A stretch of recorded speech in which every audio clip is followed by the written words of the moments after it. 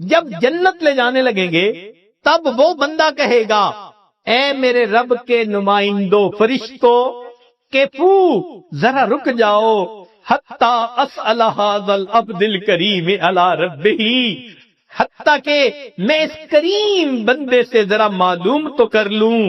فیقول، پھر وہ یہ کہے گا بے ابی انت و امی، آپ کے اوپر میرے ماں باپ قربان جائیں، ما احسن وجہ کا، آپ کا چہرہ کتنا خوبصورت ہے، وہ احسن خلق کا، آپ کی پرسنالٹی شخصیت کتنی پیاری ہے، من انتا، آپ کون ہیں، فقد عقلتنی اسرتی، آپ نے میرے گناہوں کو مٹا کے رکھ دیا، ورحمت عبرتی، میری لغزشوں کو کم کر دیا۔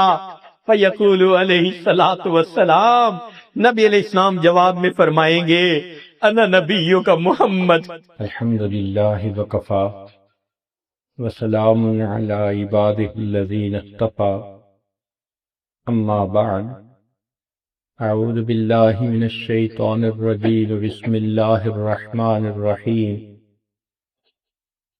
النبی اولی بالمؤمنین من انفسہم، وقال رسول اللہ صلی اللہ علیہ وسلم المرء مع من احب۔ سبحان ربک رب العزت عما یصفون، وسلام علی المرسلین، والحمد للہ رب العالمین۔ اللہم صلی علی سیدنا محمد وعلی آل سیدنا محمد وبارک وسلم۔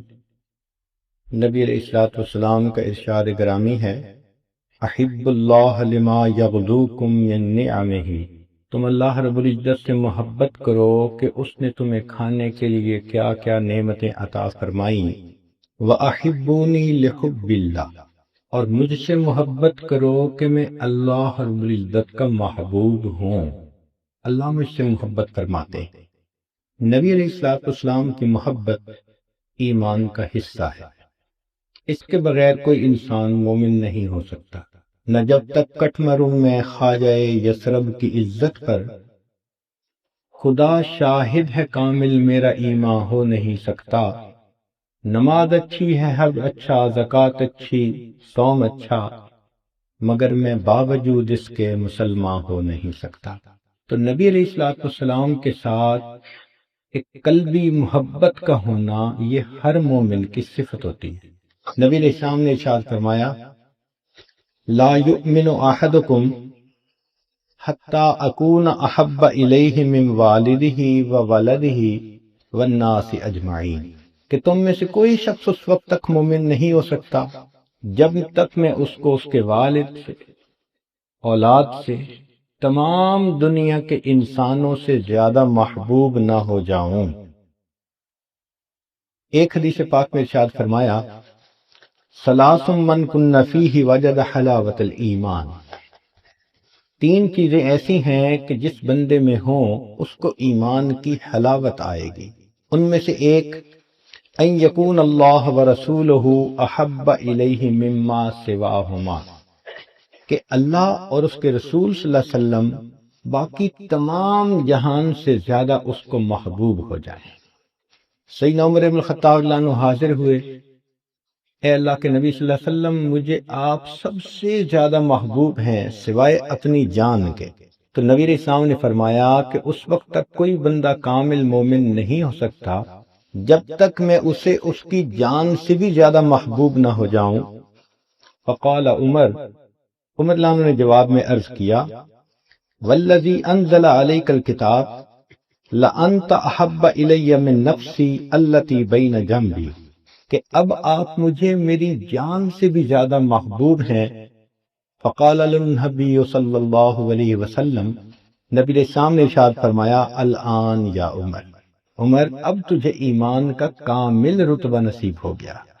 طالب علم کے ذہن میں سوال آتا ہے کہ اگر ہم نبی علیہ الصلوۃ والسلام سے اس قدر ٹوٹ کر محبت کریں کہ وہ ہمیں ساری دنیا سے زیادہ عزیز ہو جائیں تو اس پر ملے گا کیا؟ حدیث مبارکہ ہے، ان انس رضی اللہ تعالی عنہ ان رجلا اتى النبي صلی اللہ علیہ وسلم فقال متى الساعة، ایک نوجوان نبی علیہ السلام کی خدمت میں حاضر ہوا اور اس نے آ کے یہ کوشچن پوچھا کہ اے اللہ کے حبیب صلی اللہ علیہ وسلم قیامت کب آئے گی؟ فقال، رسول اللہ صلی اللہ علیہ وسلم نے ارشاد فرمایا، ما عادت لہا، تم نے قیامت کے لیے کیا تیاری کر رکھی ہے؟ قال، اس نے جواب میں عرض کیا، ما عادت لہا من کثیر صلاۃ ولا صوم ولا صدقۃ ولکنی احب اللہ ورسولہ، اے اللہ کے حبیب صلی اللہ علیہ وسلم بہت زیادہ نمازیں، روزے اور صدقے والی عبادتیں تو نہیں میں نے کی، ہاں اتنی بات پکی ہے کہ میں اللہ اور اس کے رسول صلی اللہ علیہ وسلم سے بہت زیادہ محبت کرتا ہوں۔ قال، نبی علیہ السلام نے جواب میں فرمایا، انت مع من احببت، تو جنت میں اسی کے ساتھ ہوگا جس سے تجھے محبت ہو۔ صحابہ رضی اللہ عنہم کہتے ہیں کہ اس حدیث پاک کو سن کر ہمیں اتنی خوشی ہوئی کہ اتنی خوشی کسی اور بات پر ہمیں نہیں ہوئی تھی۔ چنانچہ ایک اور صحابی آئے، کہنے لگے، یا رسول اللہ، اے اللہ کے حبیب صلی اللہ علیہ وسلم، لَأَنْتَ أَحَبُّ إِلَيَّ مِنْ أَهْلِي وَمَالِي، آپ مجھے میرے اہل خانہ سے، میرے مال سے زیادہ محبوب ہیں۔ وَإِنِّي لَأَذْكُرُكَ، اور جب کبھی میں آپ کو یاد کرتا ہوں، فَمَا أَصْبِرُ حَتَّى أَجِيءَ فَأَنْظُرَ إِلَيْكَ، مجھ سے رہا نہیں جاتا، آپ کی یاد تڑپاتی ہے تو میں آپ کی خدمت میں حاضر ہوتا ہوں اور آپ کی زیارت سے اپنی آنکھوں کو میں ٹھنڈا کر لیتا ہوں۔ وَإِنِّي ذَكَرْتُ مَوْتِي وَمَوْتَكَ، اور میں یہ بھی سوچتا ہوں کہ ایک دن مجھے بھی موت آنی ہے اور ایک دن آپ نے بھی پردہ فرمانا ہے۔ فَعَرَفْتُ أَنَّكَ إِذَا دَخَلْتَ الْجَنَّةَ رَفَعْتَ مَعَ النَّبِيِّينَ، اور یہ بھی میں سوچتا ہوں کہ آپ جنت میں جائیں گے تو آپ کا درجہ تو انبیاء کے ساتھ اونچا ہوگا، اور میں جنت میں پہنچ گیا تو نیچے ہوں گا۔ تو کہنے کا مقصد یہ تھا، اے اللہ کے نبی صلی اللہ علیہ وسلم، نیچے والا تو اوپر جا نہیں سکتا، اگر میں جنت میں آپ کا دیدار نہیں کر سکوں گا تو مجھے جنت میں مزہ ہی کیا آئے گا۔ اس سے اندازہ لگائیے کہ صحابہ رضی اللہ عنہم کے دلوں میں نبی علیہ الصلوۃ والسلام کی کیسی محبت تھی۔ آج تو حور و قصور کے نام پہ ہی نوجوان خوش پھرتے ہیں، اور صحابہ رضی اللہ عنہم کی یہ حالت تھی کہ وہ کہتے تھے کہ جنت میں اگر آقا صلی اللہ علیہ وسلم کا دیدار نہ کر سکے تو جنت میں مزہ ہی کیا آئے گا۔ تو بہت بڑا اجر ہے کہ اس محبت کی وجہ سے انسان کو نبی علیہ الصلوۃ والسلام کے قدموں میں جگہ ملے گی۔ اب اگلی بات کہ نبی علیہ الصلوۃ والسلام کے ساتھ ایسی محبت کے کچھ تقاضے ہیں۔ یہ نہیں کہ فقط زبان سے انسان کہے کہ جی مجھے محبت ہے، اس کی کوئی دلیل بھی ہونی چاہیے۔ چنانچہ علماء نے اس کی چند باتیں کھول کر بیان کی ہیں کہ اگر کسی کو نبی علیہ السلام سے محبت ہے تو سب سے پہلی بات توقیرہ و تقدیرہ علیہ الصلاۃ والسلام، سب سے پہلی بات کہ وہ شخص نبی علیہ الصلوۃ والسلام کی بہت زیادہ عزت کرے گا، اکرام کرے گا، ادب کرے گا۔ اللہ تعالیٰ ارشاد فرماتے ہیں، اِنَّا أَرْسَلْنَاكَ شَاهِدًا وَمُبَشِّرًا وَنَذِيرًا لِتُؤْمِنُوا بِاللَّهِ وَرَسُولِهِ وَتُعَزِّرُوهُ وَتُوَقِّرُوهُ وَتُسَبِّحُوهُ بُكْرَةً وَأَصِيلًا۔ چنانچہ صحابہ رضی اللہ عنہم کا یہ حال تھا کہ نبی علیہ الصلوۃ والسلام کی صحبت میں اتنے ادب کے ساتھ بیٹھتے تھے کہ ایک صحابی کہتے ہیں، اتیت النبی صلی اللہ علیہ وسلم واصحابہ حولہ کأنما علی رؤوسہم الطیر، کہ صحابہ نبی علیہ السلام کے گرد اس طرح با ادب بیٹھے تھے جیسے ان کے سروں کے اوپر کوئی پرندہ بیٹھا ہوا۔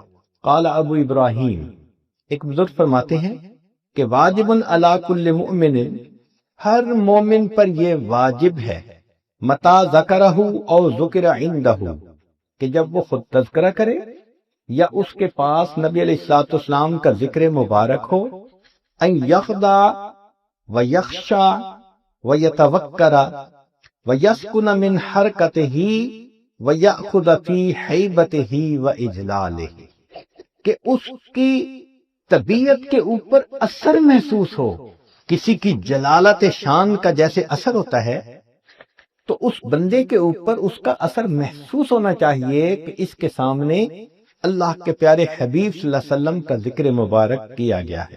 چنانچہ مطلب کہتے ہیں کہ امام مالک رحمۃ اللہ علیہ کے پاس لوگ آتے، وہ اپنی باندی کو کہتے کہ پوچھو کس لیے آئے ہیں۔ اگر وہ کہتے کہ ہم فقہ کے مسائل سیکھنے کے لیے آئے ہیں تو امام مالک اسی وقت آ جاتے، اور اگر وہ کہتے کہ ہم حدیث مبارکہ کی روایت لینے آئے ہیں تو امام مالک رحمۃ اللہ علیہ غسل فرماتے، صاف ستھرے کپڑے سے تن فرماتے، عطر لگاتے، پھر ایک تخت بنایا ہوا تھا، امامہ باندھ کر اس تخت کے اوپر تشریف فرما ہوتے اور پھر نبی علیہ الصلوۃ والسلام کی بات کو آگے نقل فرماتے۔ ان کے عمل سے بھی یہ ثابت ہوتا تھا کہ واقعی کسی ذی شان ہستی کی بات یہ آگے بیان کر رہے۔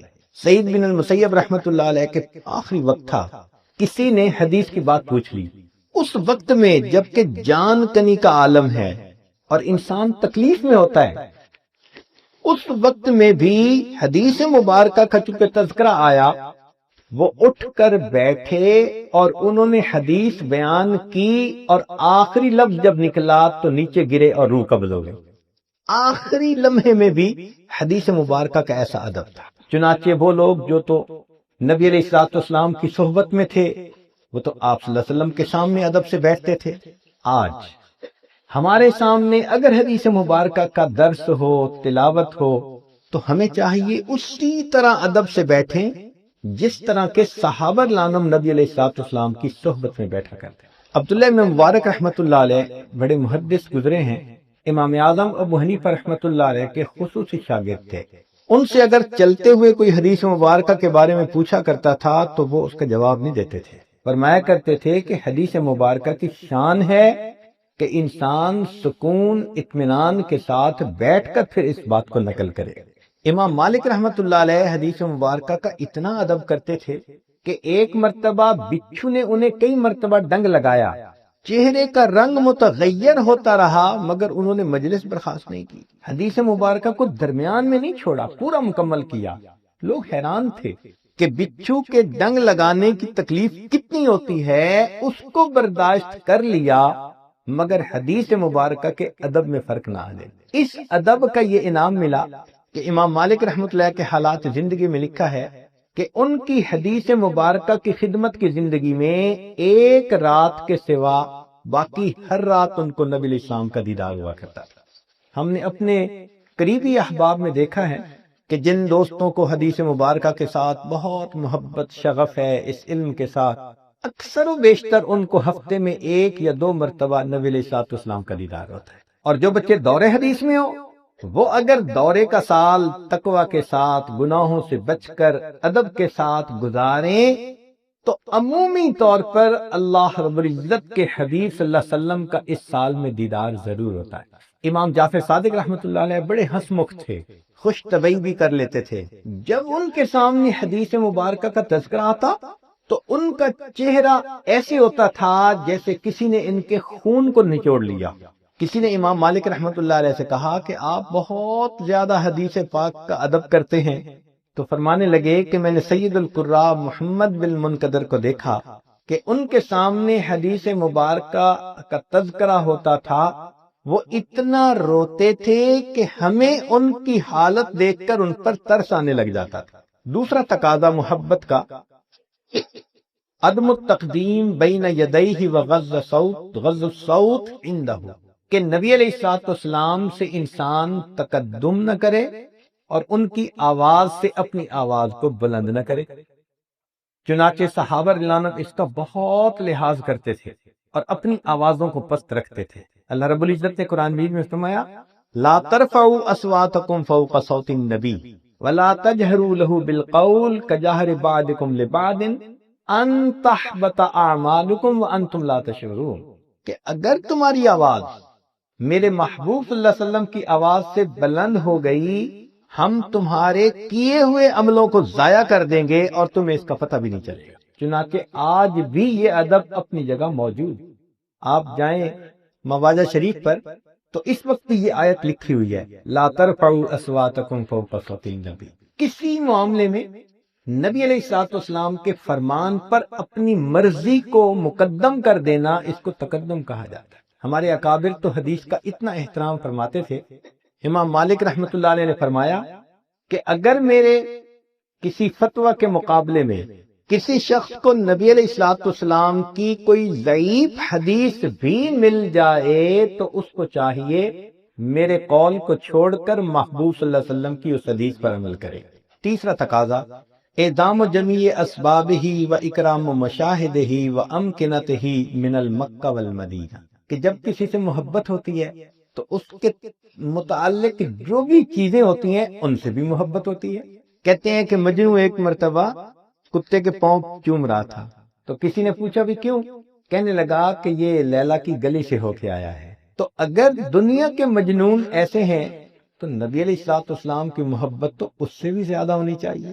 چنانچہ ہمیں ان شہروں سے محبت، ان چیزوں سے محبت جو نبی علیہ الصلوۃ والسلام کے استعمال میں رہیں یا جن کا کسی بھی طرح سے نبی علیہ الصلوۃ والسلام کے ساتھ کوئی تعلق بنتا ہے۔ امام مالک رحمۃ اللہ علیہ کا یہ حال تھا کہ کان مالک لا یرکب بالمدینۃ دابۃ وکان یقول استحیی من اللہ ان اطع تربۃ فیہا رسول اللہ صلی اللہ علیہ وسلم بحافر الداب، مجھے زیب نہیں دیتا کہ مدینے کے جن رستوں پر میرے آقا صلی اللہ علیہ وسلم چلے ہوں امام مالک اپنی سواری کے سموں سے اس جگہ کو پامال کرے۔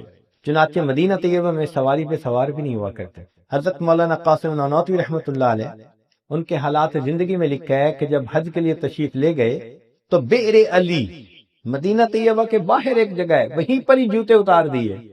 کسی نے کہا کہ حضرت سنگلاخ زمین ہے اور آپ کا جسم نازک ہے تو پاؤں زخمی ہو جائیں گے۔ فرمایا زخموں کی تکلیف برداشت کر لوں گا، میں اپنے آقا صلی اللہ علیہ وسلم کی اس زمین پر جوتوں کے ساتھ چلنا پسند نہیں کرتا۔ امام مالک رحمۃ اللہ علیہ کو کسی نے آ کر ایک کمان دکھائی اور یہ کہا کہ یہ کمان نبی علیہ الصلوۃ والسلام کے استعمال میں رہی ہے۔ قال مالک، امام مالک رحمۃ اللہ فرماتے ہیں ما مسست القوس بیدی الا علی طہارۃ منذ بلغنی ان النبی صلی اللہ علیہ وسلم اخذ القوس بیدہ، کہ جب مجھے پتہ چلا کہ نبی علیہ الصلوۃ والسلام نے اس کمان کو اپنے ہاتھوں میں پکڑا ہے، میں نے اس کے بعد اس کمان کو کبھی بے وضو ہاتھ نہیں لگایا۔ چوتھا تقاضا حب الصحابہ و اہل بیت، کہ نبی علیہ الصلوۃ والسلام کے اہل بیت سے اور آپ کے صحابہ کرام سے انسان محبت کرے۔ نبی علیہ السلام نے ارشاد فرمایا اللہ اللہ فی اصحابی لا تتخذوہم من بعد غرضا فمن احبہم فبحبی احبہم، جو میرے صحابہ سے محبت کرے گا وہ میری محبت کی وجہ سے ان سے محبت کرے گا۔ تو صحابہ رضوان سے اور اہل بیت سے محبت کرنا۔ من احب شیئا احب من یحب، بندہ جب کسی سے محبت کرتا ہے جو چیزیں اس کو محبوب ہوتی ہیں ان سے بھی محبت کرتا ہے۔ چنانچہ حدیث مبارک میں ہے آیت الایمان حب الانصار و آیت النفاق بغضهم، کہ انصار سے محبت کرنا ایمان کی علامت ہے اور ان کے ساتھ بغض رکھنا یہ نفاق کی علامت ہے۔ انس لانو روایت کرتے ہیں کہ نبی اسلام نے ارشاد فرمایا مثل اصحابی کمثل الملح فی الطعام لا یصلح الطعام الا بہ، کہ جیسے آٹے کے اندر نمک ہوتا ہے کہ اس کے بغیر روٹی بے ذائقہ ہوتی ہے، میرے صحابہ کی محبت نمک کی مانند ہے، ان کے بغیر انسان کا ایمان بے ذائقہ ہو جاتا ہے۔ ایک اور حدیث مبارکہ نبی علیہ السلام نے ارشاد فرمایا من حفظنی فی اصحابی ورد علی الحوض، جو میرے صحابہ کی عزت و حرمت کی حفاظت کرے اس کو چاہیے کہ حوض کوثر پر میرے پاس آئے۔ ومن لم یحفظنی فی اصحابی لم یرد علی الحوض، اور جو میرے صحابہ کی عزت و حرمت کی حفاظت نہ کرے اس کو چاہیے حوض کوثر پر میرے سامنے ہی نہ آئے۔ سیدنا حسن رضی اللہ عنہ فرماتے ہیں کہ نبی علیہ السلام نے ارشاد فرمایا لکل شیء اساسا، ہر چیز کی ایک بنیاد ہوتی ہے، اساس الاسلام حب اصحاب رسول اللہ، اور اسلام کی بنیاد نبی علیہ الصلوۃ والسلام کے اصحاب اہل بیت کے ساتھ محبت کا کرنا ہے۔ ایوب سختیانی رحمۃ اللہ علیہ فرماتے تھے من احب ابا بکر فقد اقام الدین، جس نے ابو بکر لانوں سے محبت کی اس نے دین کو قائم کر لیا۔ ومن احب عمر فقد اوضح السبیل، جس نے عمر لانو سے محبت کی اس کے اوپر راستہ واضح ہو گیا۔ ومن احب عثمان فقد استضاء بنور اللہ، جس نے عثمان لانو سے محبت کی اس نے اللہ کے نور سے نور پا لیا۔ ومن احب علی، اور جس نے علی لانو سے محبت کی فقد اخذ بالعروۃ الوثقی، اس نے مضبوط رسی کو پکڑ لیا۔ ومن احسن الثناء علی اصحاب محمد صلی اللہ علیہ وسلم، اور جو شخص صحابہ عنہم کی خوب تعریف کرے فقد بری من النفاق، وہ شخص نفاق سے بری ہو گیا۔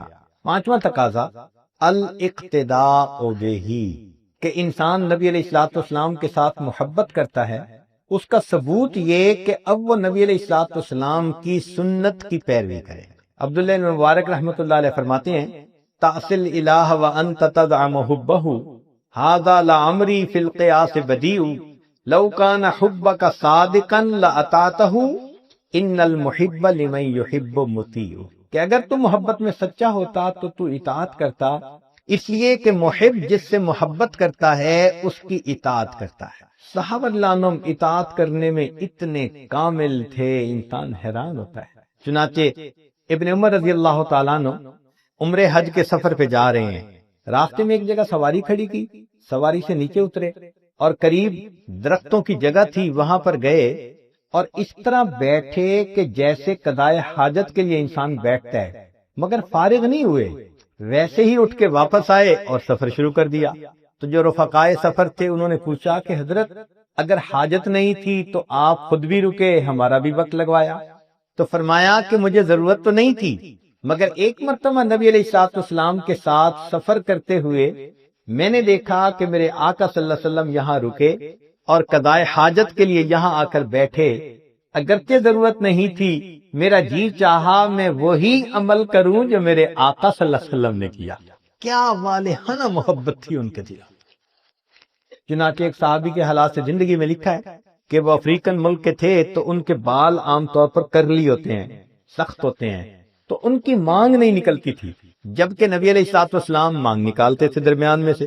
تو ایک دن آگ سینک رہے تھے، سردی کا موسم تھا، اور ان کے پاس لوہے کی کوئی راڈ تھی جس سے کہ وہ آگ کو ٹھیک کر رہے تھے، وہ گرم گرم انہوں نے یہاں پھیر دی تو سر کی جلد جلی، زخم بن گیا۔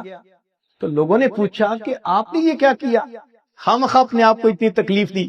تو کہنے لگے کہ میری تکلیف تو ختم ہو گئی، مگر اس بات کی خوشی باقی ہے کہ اب دیکھنے سے میرے سر کے درمیان مانگ نظر آئے گی، مجھے اپنے آقا سے مشابہت حاصل ہو۔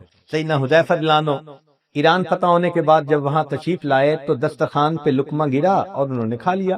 ساتھ والے نے کہا کہ یہاں کے لوگ اس کو معیوب سمجھتے ہیں، کیا عاشقانہ جواب دیا، فرمایا اترک سنت حبیبی لہؤلاء الحمقاء، ان احمقوں کی خاطر کیا میں اپنے حبیب صلی اللہ علیہ وسلم کی سنت کو چھوڑ دوں گا؟ اس سے پتہ چلتا ہے کہ ان کے دل میں سنت کی کیا عظمت ہوا کرتی، بس پتہ چلنے کی دیر ہوتی تھی۔ چنانچہ خلافت فاروقی کا واقعہ ہے، مسجد نبوی کا صحن جب بارش ہوتی تو پانی اس میں بھر جاتا تھا۔ اس کی وجہ یہ تھی کہ ابن عباس لانو کا گھر قریب تھا اور ان کی چھت کا پرنالہ مسجد نبوی کے صحن میں آتا تھا، تو سارا پانی مسجد کے صحن میں آنے سے کیچڑ ہو جاتا، لوگوں کو تکلیف ہوتی۔ چنانچہ سیدنا عمر فاروق لانو نے جب دیکھا کہ بھئی سب نمازیوں کو تکلیف ہوتی ہے تو انہوں نے حکم دیا کہ بھئی اس پرنالے کو یہاں سے ہٹا دیا جائے، بڑے فائدے کی خاطر چھوٹے نقصان اٹھا لینے چاہیے، شریعت کا اصول ہے۔ اب جب ابن عباس لانو کو پتہ چلا تو انہوں نے ابن کعب لانو کی عدالت میں مقدمہ دائر کر دیا۔ ابن کعب لانو نے بلا لیا، آپ اندازہ لگائیے، امیر المومنین بھی وہیں کھڑے ہیں اور ابن عباس لانو بھی وہاں کھڑے ہیں۔ پوچھا کیا بات؟ عمر لانو نے بتایا کہ جی اس طرح لوگوں کے عمومی فائدے کی خاطر میں نے اس بات کا حکم دیا، چونکہ میں ذمہ دار ہوں لوگوں کو تکلیف سے بچانے کا۔ ابن عباس لانو نے جواب میں کہا کہ آپ کی بات اپنی جگہ، مسئلہ یہ ہے کہ اللہ کے حبیب صلی اللہ علیہ وسلم نے اپنے مبارک ہاتھوں سے اس پرنالے کو یہاں لگایا تھا، میرا جی چاہتا ہے میں اس پرنالے کو اسی جگہ دیکھوں، اتنا سننا تھا۔ عمر فاروق لانو نے کہا کہ ابن کعب لانو آپ فیصلہ کر دیجئے کہ پرنالہ اپنی جگہ پر لگے گا، مگر فرق یہ ہوگا کہ اب عمر فاروق وہاں جائے گا اور رکوع کی حالت میں کھڑا ہوگا اور ابن عباس میری کمر پر سوار ہو کر اس پر نالے کو فکس کریں گے جس کو میرے آقا صلی اللہ علیہ وسلم نے فکس کیا۔ چنانچہ ایسے ہی ہوا، ابن عباس نے انہوں نے پرنالہ لگایا اور نیچے اتر کے کہا کہ بس میں نے ایک دفعہ اس کو دیکھ لیا، اب میں پورا مکان مسجد نبوی کے اندر شامل کر دیتا۔ کیا محبت تھی ان صحابہ رضوانوں کو نبی علیہ السلام کی ایک ایک سنت کے ساتھ۔ ابن عمر رضی اللہ عنہ فرماتے ہیں کہ نبی علیہ السلام نے ایک مرتبہ فرمایا کہ فلاں دروازہ اگر عورتوں کے لیے سیپریٹ کر دیا جائے، مخصوص کر دیا جائے تو بہت اچھا، اس کو باب النساء کہا جاتا تھا۔ فرماتے ہیں کہ نبی علیہ السلام کا یہ فرمان سننے کے بعد میں پوری زندگی اس باب النساء میں سے کبھی پھر مسجد میں داخل نہیں ہوں، کہ میرے آقا نے جو فرما دیا کہ یہ عورتوں کے لیے الگ کر۔ ایک صحابی لانو آتے ہیں، ایک پاؤں اندر ہے ایک پاؤں باہر ہے دروازے کے، اور نبی علیہ الصلوۃ والسلام اس وقت جو مسجد میں لوگ تھے ان کو فرماتے ہیں اجلسو، اور یہ لفظ ان کے کان میں پڑ گیا اور وہ صحابی وہیں بیٹھ گئے۔ بعد میں آنے والے نے پوچھا یہ کوئی بیٹھنے کی جگہ ہے؟ ایک پاؤں اندر ایک پاؤں باہر، دہلیز پہ بیٹھ گئے۔ تو کہنے لگے کہ اگرچہ میرا ایک پاؤں اندر تھا، میرے آقا صلی اللہ علیہ وسلم کا فرمان کان میں پڑا اجلسو، اب میرے لیے تعمیل کے سوا چارہ نہیں۔ آج ہم حیران ہوتے ہیں کہ ان صحابہ رضوان کے دلوں میں سنت کی کتنی وقعت تھی، عظمت تھی، اس لیے ایک ایک سنت پر بڑے اہتمام کے ساتھ وہ عمل کرتے تھے۔ ہمارے قریب کے زمانے میں اکابر علماء دیوبند کو اللہ رب العزت نے یہ شان عطا تھا، وہ بھی سنت کے عاشق۔ حضرت مولانا قاسم نانوتوی رحمۃ اللہ علیہ کے بارے میں فرنگی نے وارنٹ جاری کر دیے کہ ان کو پھانسی لٹکا دو، گرفتار کر کے۔ حضرت کو اطلاع ملی تو حضرت روپوش ہو گئے۔ 3 دن کے بعد پھر باہر نظر آئے، کسی نے کہا جی آپ کی تو پھانسی کا حکم، زندگی کا مسئلہ ہے، آپ بہتر ہے کہ چھپ جائیں۔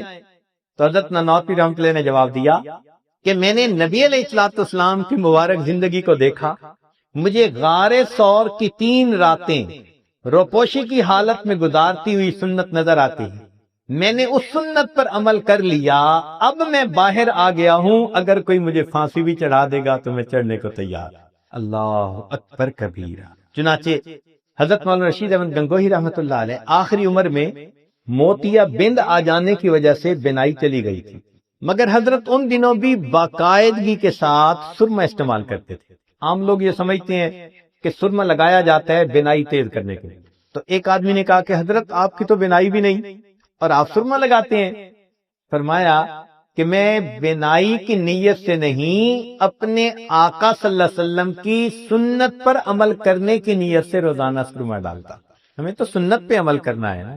علامہ انور شاہ کشمیری رحمت اللہ علیہ حدیث مبارکہ کا اتنا ادب تھا کہ بے وضو ہاتھ نہیں لگایا کرتے تھے۔ ایک مرتبہ مفتی کفایت اللہ رحمت اللہ علیہ نے پوچھا اپنے شاگردوں سے کہ بتاؤ علامہ انور شاہ کشمیری رحمت اللہ علیہ انور شاہ کشمیری کیسے بنے؟ تو جن طلباء کو تفسیر سے لگاؤ تھا وہ کہنے لگے جی بڑے مفسر تھے، جن کو حدیث سے شغف زیادہ تھا وہ کہنے لگے جی بڑے محدث تھے، جن کو شعر و سخن سے تھا وہ کہنے لگے جی ان کا شعر کا کلام ہی بہت اعلیٰ۔ حضرت خاموش رہے۔ پھر عقیب پر فرمایا مفتی کفایت اللہ رحمت اللہ علیہ نے کہ یہ سوال ایک مرتبہ کسی نے خود علامہ انور شاہ کشمیری رحمت اللہ علیہ سے پوچھ لیا کہ حضرت آپ علم کے اس مرتبے تک کیسے پہنچے؟ تو انہوں نے جواب دیا کہ مجھے اللہ نے اتنا ادب دیا کہ میں بے وضو کبھی حدیث پاک کی کتاب کو ہاتھ نہیں لگاتا، اور کتابوں کے رکھنے میں بھی ان کے درجے کا خیال رکھتا ہوں۔ قرآن پاک پر اس کی تفسیر کو نہیں رکھتا، تفسیر پر حدیث کو نہیں رکھتا، حدیث پر اس کی فقہ کی کتاب کو نہیں رکھتا، اور فقہ کی کتاب کے اوپر تاریخ کی کتاب کو نہیں رکھتا۔ میں رکھنے میں بھی ان کے مدارج کا خیال۔ پھر فرمانے لگے کہ میں بخاری شریف جب بیٹھ کر پڑھتا ہوں تو اکثر لوگ بخاری شریف کا حاشیہ پڑھنے کے لیے بخاری شریف کتاب کو اپنا تحت بناتے ہیں۔ فرمانے لگے میں جب سیدھا حاشیہ پڑھ لیتا ہوں، دوسری طرف پڑھنا ہوتا ہے تو میں اٹھ کے خود دوسری طرف جاتا ہوں اور وہاں سے بیٹھ کے حاشیہ پڑھتا ہوں۔ چنانچہ ان کو کثرت کے ساتھ نبی علیہ الصلوۃ والسلام کی زیارت ہوتی تھی۔ ایک مرتبہ اسحال لگ گئے، کسی نے کہا کہ حضرت آپ نے کچھ کھانے میں کوئی ایسی چیز کھا لی؟ فرمان لگے نہیں، چند دن سے زیارت نہیں ہوئی، اس خوف سے اسحال لگ گئے کہ میری کسی کوتاہی کی وجہ سے اس نعمت سے مجھے محروم نہ کیا گیا۔ حضرت مولانا حسین احمد مدنی رحمت اللہ 18 سال مسجد نبوی میں بیٹھ کے حدیث کا درس دیا، ایک ایک دن میں 11 اسباق پڑھاتے تھے۔ ایک مرتبہ روضہ انور کھولا گیا اور آپ کو روضہ انور کے اندر جانے کا موقع ملا، تو وہاں جا کر آپ نے اپنی ریش سے جو جگہ تھی نیچے فرش کی اس کو صاف کرنا شروع کر دیا ریش کے ساتھ۔ تو کسی نے پوچھا کہ ریش سے صفائی کر رہے ہیں؟ فرمانے لگے جس کی سنت ہے اسی کی حرمت پہ قربان کر رہا۔ کیا محبت ان کے دل میں ہوگی، اللہ اکبر کبھی۔ چنانچہ اکابر علماء دیوبند میں سے ایک ایک کی زندگی کو پڑھ لیجئے، آپ کو ان کا ظاہر سنت سے بالکل مزین نظر آئے گا۔ ہر چھوٹی بڑی سنت کے اوپر عمل کرنا یہ ان کا محبوب مشغلہ ہوتا تھا، وہ لطف اٹھاتے تھے۔ جیسے بچہ کوئی لفظ بولے نا، دودھ کو دودھو کہہ دے تو ماں بھی کہتی ہے ابھی دودھو دیتی ہوں، حالانکہ وہ تو دودھ کہہ سکتی ہے، نہیں، اس کو بچے سے پیار ہے۔ تو بچے نے جس لفظ کو جیسے کہا، محبت تقاضا کرتی ہے کہ اس لفظ کو ویسے بولے۔ بالکل صحابہ رضوان کا یہی حال تھا، اور ہمارے اکابر علماء دیوبند کا بھی یہی حال تھا۔ ایک ایک عمل میں نبی علیہ الصلوۃ والسلام کی سنت پر عمل کیا کرتے۔ چھٹی علامت بغض من ابغض اللہ ورسولہ، جو بندہ اللہ اور اس کے رسول صلی اللہ علیہ وسلم سے بغض رکھے تو دل میں ان کے خلاف بغض رکھنا، محبت کرنے والوں سے محبت کرنا اور بغض رکھنے والوں سے بغض رکھنا۔ اس کی آسان سی مثال ہے کہ جب کسی عورت کے ہاں بیٹا ہو، اس کے محبت کے پیمانے بدل جاتے ہیں۔ پہلے اس کی محبت کا اور حساب تھا، اب اس کی محبت بچے کی بنیاد پہ، جو بچے سے محبت کرے اس سے وہ محبت کرتی ہے، جو بچے سے نفرت کرے اس سے وہ نفرت کرنے لگ جاتی ہے۔ تو ماں اگر بچے کی وجہ سے نفرت کرتی ہے یا محبت کرتی ہے تو پھر مومن کا بھی یہی معاملہ ہے۔ جو نبی علیہ السلام سے محبت کرے ان کے ساتھ محبت کا تعلق رکھنا، اور جو نفرت کرے ان کے ساتھ نفرت کا معاملہ کرنا۔ ام حبیبہ رضی اللہ تعالیٰ عنہ نبی علیہ الصلوۃ والسلام کی زوجہ ہیں، ان کے والد آتے ہیں مکہ مکرمہ سے کوئی پیغام لے کے، سوچنے لگے چلو میں بیٹی کے ہاں ہوتا جاؤں۔ آئے جب بستر پر بیٹھنے لگے تو ام حبیبہ لانا نے فوراً بستر کو لپیٹ دیا۔ تو باپ نے کہا کہ بیٹی، باپ کے آنے پہ بستر بچھایا کرتے ہیں، بستر لپیٹا نہیں کرتے، تم نے یہ کیا کیا؟ تو انہوں نے جواب دیا، آپ کی بات اپنی جگہ سچی، مگر مجھے زیب نہیں دیتا کہ یہ میرے آقا صلی اللہ علیہ وسلم کا بستر ہو اور اس کے اوپر ایک مشرک آ کر بیٹھ جائے۔ ساتویں علامت کثرت ذکر اللہ، جب محبت ہوتی ہے تو انسان یاد بھی بہت کثرت سے کرتا ہے، ہر وقت ہی خیال رہتا ہے۔ من احب شیئا اکثر ذکرہ، جو جس سے محبت کرتا ہے اس کا اکثر تذکرہ کرتا ہے۔ اس کی دلیل قرآن عظیم الشان میں سے کہ اللہ رب العزت کو نبی علیہ الصلوۃ والسلام سے ساتھ محبت، تو قرآن مجید میں دیکھو کہ اللہ نے اپنے حبیب صلی اللہ علیہ وسلم کا کتنا تذکرہ کیا، جگہ جگہ تذکرہ نظر آتا ہے۔ بلکہ حضرت نانوتوی رحمۃ اللہ علیہ تو فرماتے تھے کہ ایک ایک آیت نبی علیہ الصلوۃ والسلام کی شان بتلاتی ہے، اتنی کثرت کے ساتھ اللہ کے حبیب صلی اللہ علیہ وسلم کا تذکرہ۔ تو جب محبت ہوتی ہے تو انسان یاد کرتا ہے۔ سیدنا صدیق اکبر کے بارے میں آتا ہے کہ جب خلیفہ بنے تو جمعہ پڑھانے کے لیے، خطبہ دینے کے لیے کھڑے ہوئے اور کہا، سمعت رسول اللہ صلی اللہ علیہ وسلم العام الاول فبکا، کہ میں نے نبی علیہ الصلوۃ والسلام سے پچھلے سال سنا اور اتنے لفظ کہہ کے رونا شروع کر دیا۔ پھر دوبارہ آنسو پوچھ کے یہ بات شروع کی اور پھر رونا شروع کر دیا۔ پھر دوسری مرتبہ آنسو پوچھے، تیسری مرتبہ بات کہی اور تیسری مرتبہ پھر رونا شروع کر دیا۔ بات بات پہ ان کی آنکھوں سے آنسو چھلک پڑتے تھے۔ نبی علیہ الصلوۃ والسلام کی یاد ان کے دلوں کو مچلا کے رکھ دیا کرتی۔ عبداللہ بن عمر بیٹھے ہوئے ہیں، پاؤں سو گیا، جیسے اٹھتے ہوئے پاؤں سو جاتا ہے، سن ہو گیا۔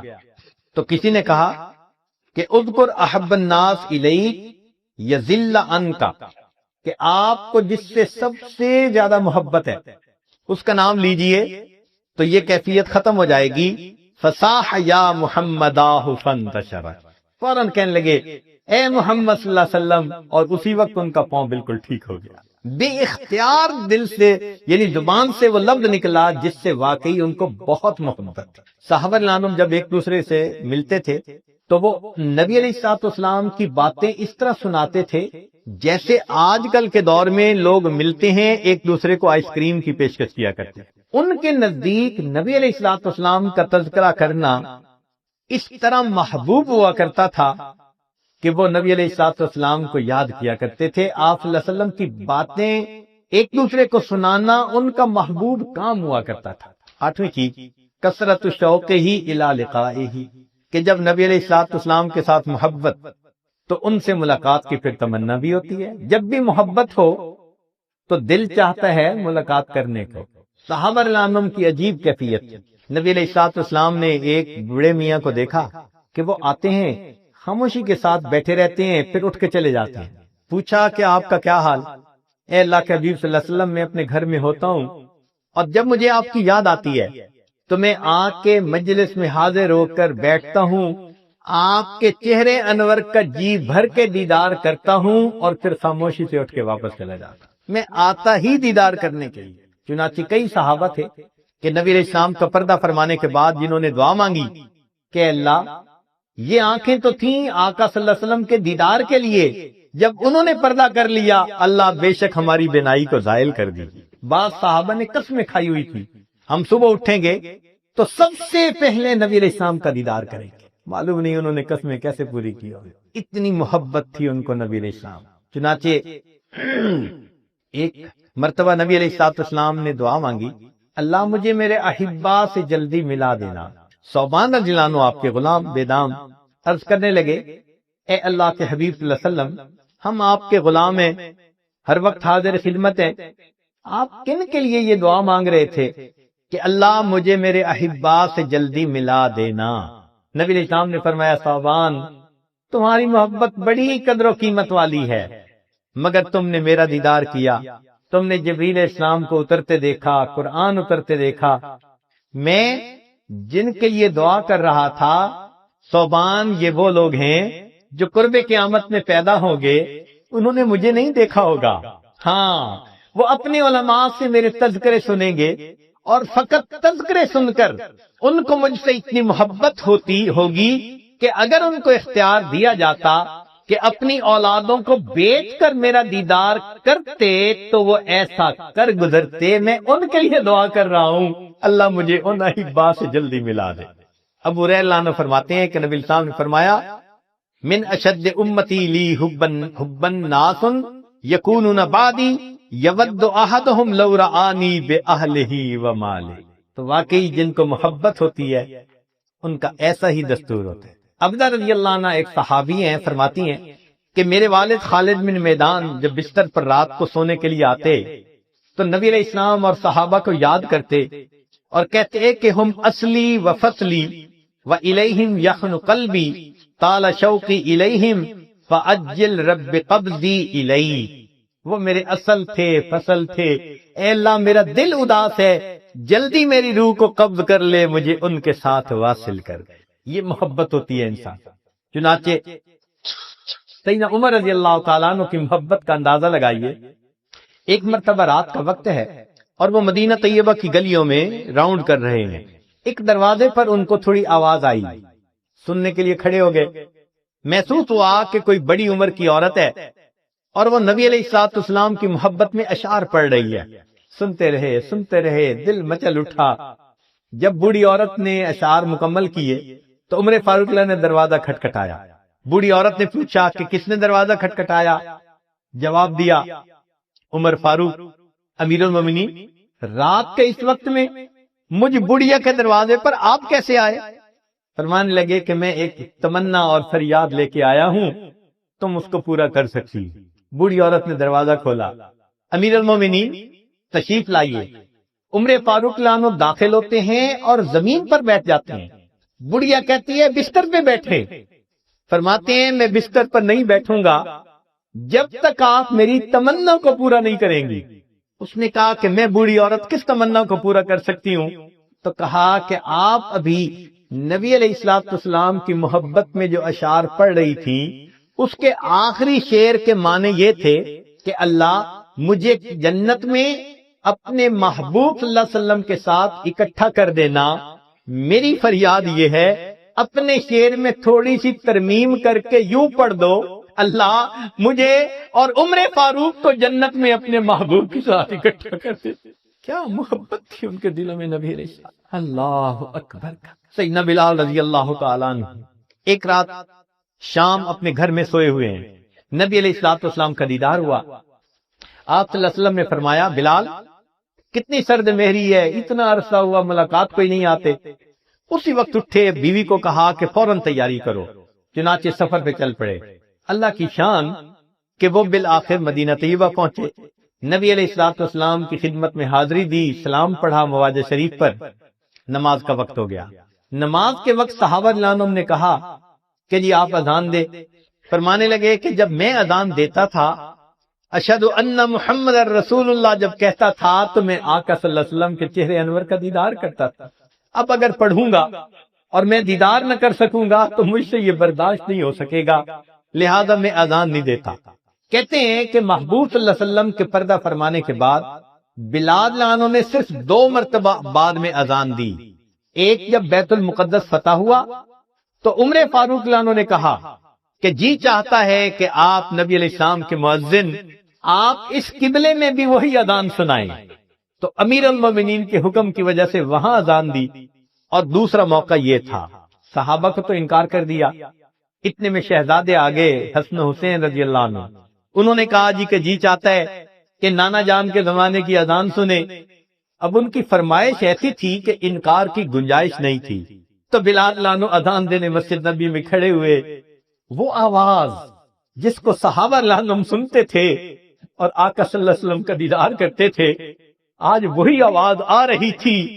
صحابہ حیران ہیں، محبوب کی یاد نے دلوں کو تڑپا کے رکھ دیا، مرد بھی رو رہے ہیں، قریب کے گھروں میں آواز گئی، عورتیں حیران کہ یہ آواز کہاں سے آ گئی۔ انہوں نے اپنے سروں پہ اپنے برقعے لیے، چادریں لی اور وہ بھی آ گئیں۔ اب عورتیں گلی میں اس آواز کو سن کے رو رہی ہیں، مرد مسجد میں رو رہے ہیں۔ اور عجیب معاملہ اس وقت بنا جب اذان ختم ہوئی تو ایک عورت کے بیٹے نے اپنی ماں سے سوال کیا، اماں اتنے عرصے کے بعد بلال لانا تو واپس آ گئے، بتا نبی علیہ السلام کب واپس آئیں گے؟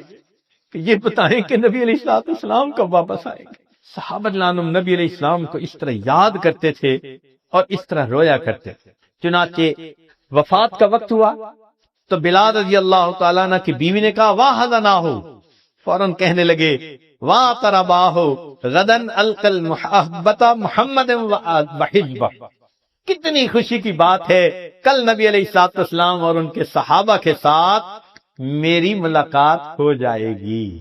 نواں تقاضا الشفقۃ علی امتہ والسعی فی مصالحہم کما کان صلی اللہ علیہ وسلم بالمؤمنین رؤوف الرحیم۔ محبت کا ایک تقاضا یہ بھی ہے کہ نبی علیہ السلام کو امت کے ساتھ محبت تھی، آپ رؤوف اور رحیم تھے امت کے لیے، لہذا وہ رافت اور رحمت اس بندے کے دل میں بھی ہونی چاہیے جو نبی علیہ السلام کے ساتھ محبت کرتا ہے۔ اس کا نتیجہ کیا کہ ہمیں لوگوں کے دنیاوی کاموں میں بھی ان کے کام آنا چاہیے اور نیکی کی تلقین کرنے میں بھی ان کا خیال رکھنا چاہیے۔ وہ غم جو نبی علیہ السلام کے سینے انور میں تھا، جس کی وجہ سے آپ راتوں کو روتے تھے، اتنی لمبی تہجد پڑھتے تھے حتیٰ یتورمت قدماہ، کہ قدمین مبارک متورم ہو جاتے تھے۔ عائشہ رضی اللہ عنہا فرماتی ہیں کہ ایک مرتبہ نبی علیہ السلام نے اتنا لمبا سجدہ کیا، میرے دل میں شک آنے لگا کہ پتہ نہیں کہیں روح ہی نہ پرواز کر گئی ہو۔ میں اٹھی اور میں نے پاؤں کے انگوٹھے کو ہلایا، تب مجھے اندازہ ہوا کہ نہیں، آپ صلی اللہ علیہ وسلم کی روح ابھی صحیح۔ اتنا لمبا سجدہ فرمایا، اللہ اکبر کر، کیوں؟ امت کے لیے اتنی محبت تھی۔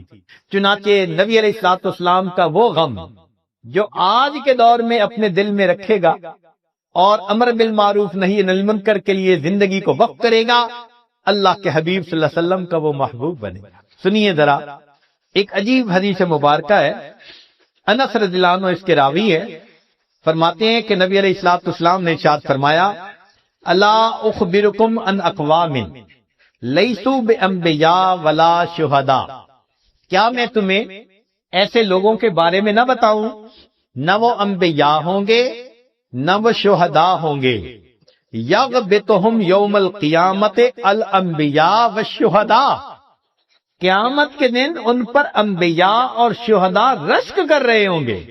سبحان اللہ، کیا شان والے لوگ ہیں کہ وہ انبیاء نہیں، شہداء نہیں، مگر ان کو اللہ وہ مقام دیں گے، وہ اکرام عطا کریں گے کہ انبیاء اور شہداء ان کے اوپر رشک کریں گے بمنازلہم من اللہ عز وجل علی منابر من نور، نور کے ممبروں پر ہوگے، یکونون علیہا، قالوا ومن ہم، صحابہ نے پوچھے اے اللہ کے نبی صلی اللہ علیہ وسلم وہ کون ہوں گے؟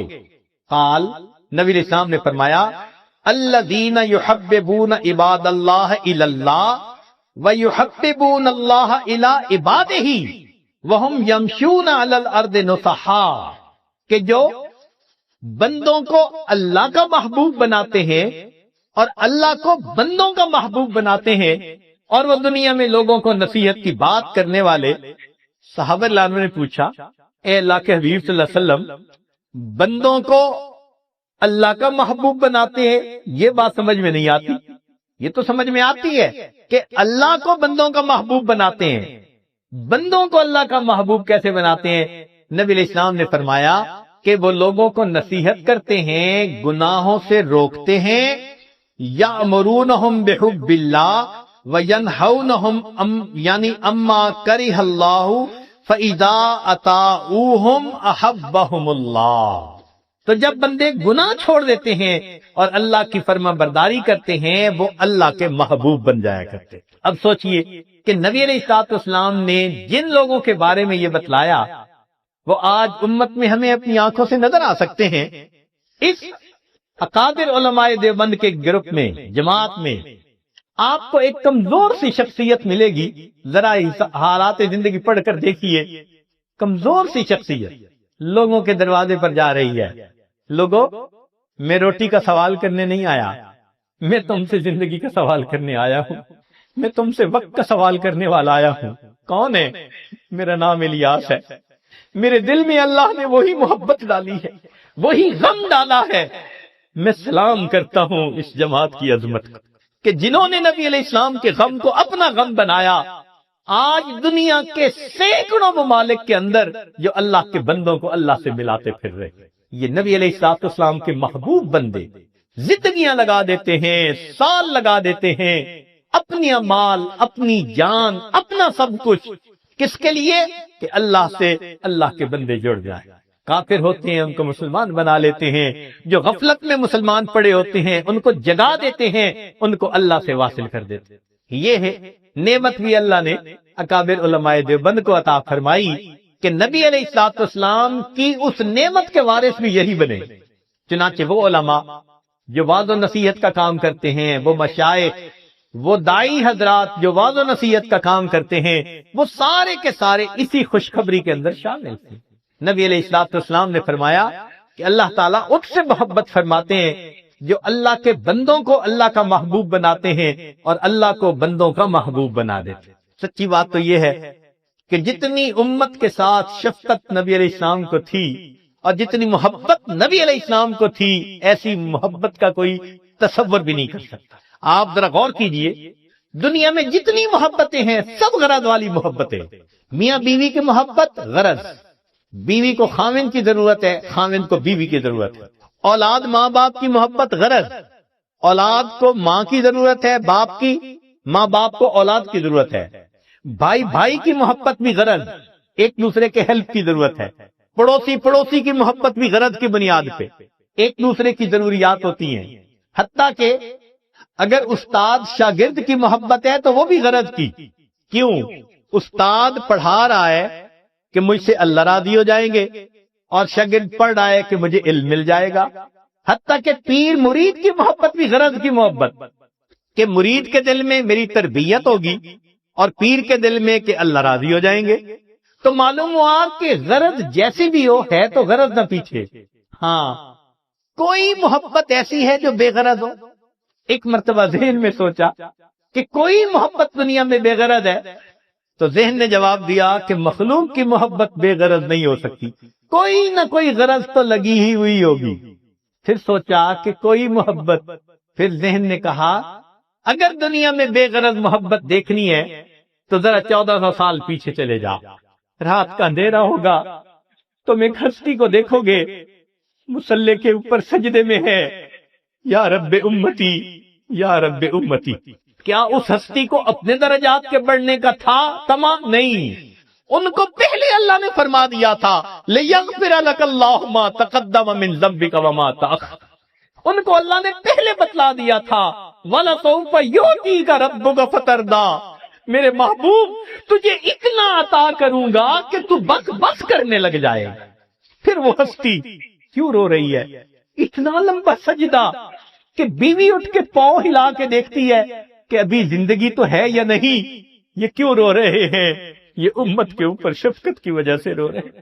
نبی علیہ الصلوۃ والسلام کو امت کے ساتھ ایسی محبت، اس لیے قیامت کے دن انبیاء بھی نفسا نفسی پکارتے ہوں گے، ایک اللہ کے حبیب ہوں گے جو اس دن بھی امتی امتی فرما رہے۔ اللہ کے حبیب صلی اللہ علیہ وسلم کو اس قدر امت کے ساتھ شفقت و محبت تھی۔ ایک اور آخری بات کہ جب نبی علیہ الصلوۃ والسلام کے ساتھ ایسی محبت ہے تو پھر اس کی ایک علامت یہ بھی ہے کہ کثرت الصلاۃ والسلام علیہ، نبی علیہ الصلوۃ والسلام کے اوپر کثرت سے صلاۃ والسلام پڑھنا، درود شریف پڑھنا۔ چنانچہ قرآن مجید میں اللہ تعالیٰ ارشاد فرماتے ہیں ان اللہ وملائکتہ یصلون علی النبی یا ایھا الذین آمنوا صلوا علیہ وسلموا تسلیما۔ تو ہم بھی کثرت سے درود شریف پڑھیں، اللہم صلی علی سیدنا محمد وعلی آل سیدنا محمد وبارک وسلم۔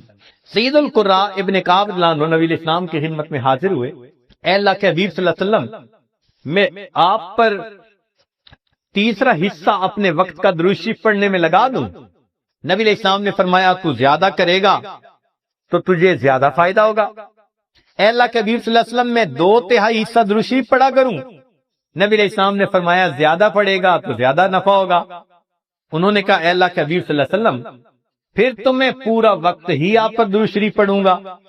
قال، نبی علیہ السلام نے اس کے جواب میں فرمایا کہ اذن یغفر ذنبک وتکفی ہمک، اگر تو ہر وقت مجھ پر درود شریف پڑھے گا اللہ پھر تیرے سب گناہوں کو معاف کر دیں گے اور تیرے تمام غموں کو اللہ ختم فرما دیں گے۔ عمر بن خطاب اللہ عنہ فرماتے تھے الدعاء والصلاة معلق بین السماء والارض، دعا اور نماز آسمان اور زمین کے درمیان معلق رہتی ہیں، فلا يصعد الى اللہ منہ شیء حتی یصلی علی النبی صلی اللہ علیہ وسلم، یہ اس وقت تک اوپر قبولیت کے لیے نہیں جا پاتی جب تک کہ ان میں نبی علیہ السلام پر درود شریف نہ پڑھا گیا۔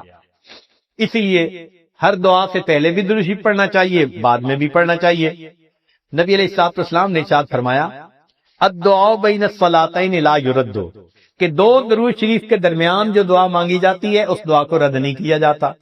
ایک حدیث مبارکہ میں نبی علیہ السلام نے فرمایا من صلی علی فی کتاب لم تزل الملائکۃ تستغفر له ما دام اسمی فی ذلک الکتاب، اگر کوئی بندہ لکھ رہا ہو اور لکھتے ہوئے نبی علیہ الصلوۃ والسلام کا نام نامی اس میں گرامی آ جائے اور وہ نام نامی اس میں گرامی کے ساتھ صلی اللہ علیہ وسلم لکھے، تو نبی علیہ السلام نے فرمایا جب تک اس کتاب میں میرے نام کے ساتھ یہ درود شریف لکھا رہے گا اس وقت تک ایک فرشتہ اس کے لیے استغفار کرتا رہے گا۔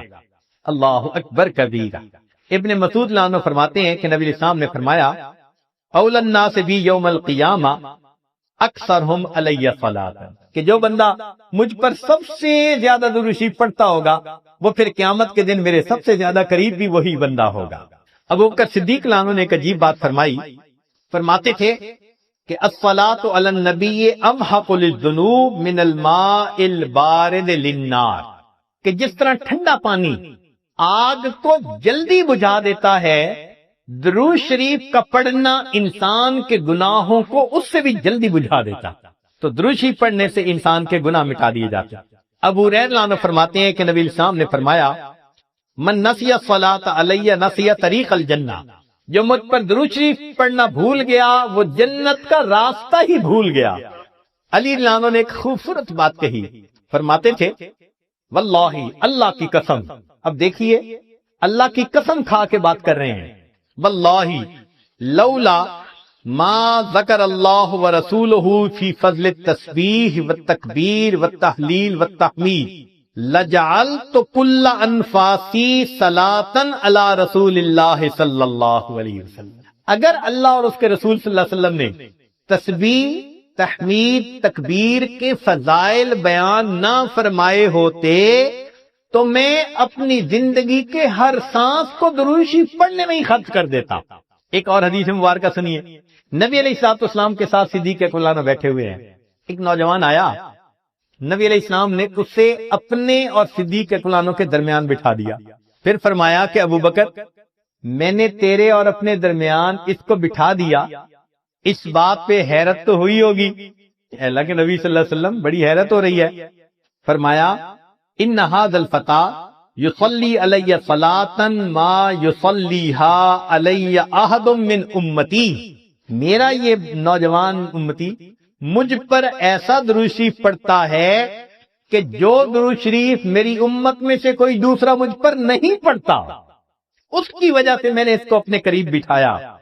پھر نبی علیہ السلام نے بتلایا کہ وہ کیا درود شریف پڑھتا تھا، اللہم صلی علی محمد عدد من صلی علیہ وصلی علی محمد عدد من لم یصلی علیہ وصلی علی محمد کما امرت بالصلاۃ علیہ وصلی علی محمد کما تحب ان یصلی علیہ وصلی علی محمد کما ینبغی ان یصلی علیہ۔ چنانچہ ہمارے اکابر علماء دیوبند نے باقاعدہ تفصیل لکھی ہے کہ کس کس موقع پر درود شریف پڑھنا چاہیے۔ دخول المسجد والخروج منہ، مسجد میں داخل ہوتے ہوئے یا مسجد سے نکلتے ہوئے درود شریف پڑھنا چاہیے۔ والتشہد، اتحیات میں بھی درود شریف سب پڑھتے ہیں۔ ورؤیت المساجد، جب مسجد پر نظر پڑے تو اس وقت بھی درود شریف پڑھنا چاہیے۔ دخول الاسواق، بازار میں داخل ہوتے ہوئے درود شریف پڑھے۔ دخول البیت والخروج منہ، گھر میں داخل ہوتے ہوئے گھر سے نکلتے ہوئے بھی درود شریف پڑھنا چاہیے۔ نسیان الحاجہ، اگر بندہ کوئی بات بھول جائے، چیز رکھ کے بھول جائے، بات بھول جائے، اس وقت بھی نبی علیہ السلام پر درود شریف پڑھنا چاہیے۔ وقت الفقر، تنگ دستی کے وقت میں بھی درود شریف پڑھے۔ فی البدایت فی العلم، اور جب کتاب پڑھنے بیٹھے اس وقت بھی درود شریف پڑھے۔ فی البدایت فی الخطب، جب خطبہ دینا ہو، بیان کرنا ہو تو بھی درود شریف پڑھے۔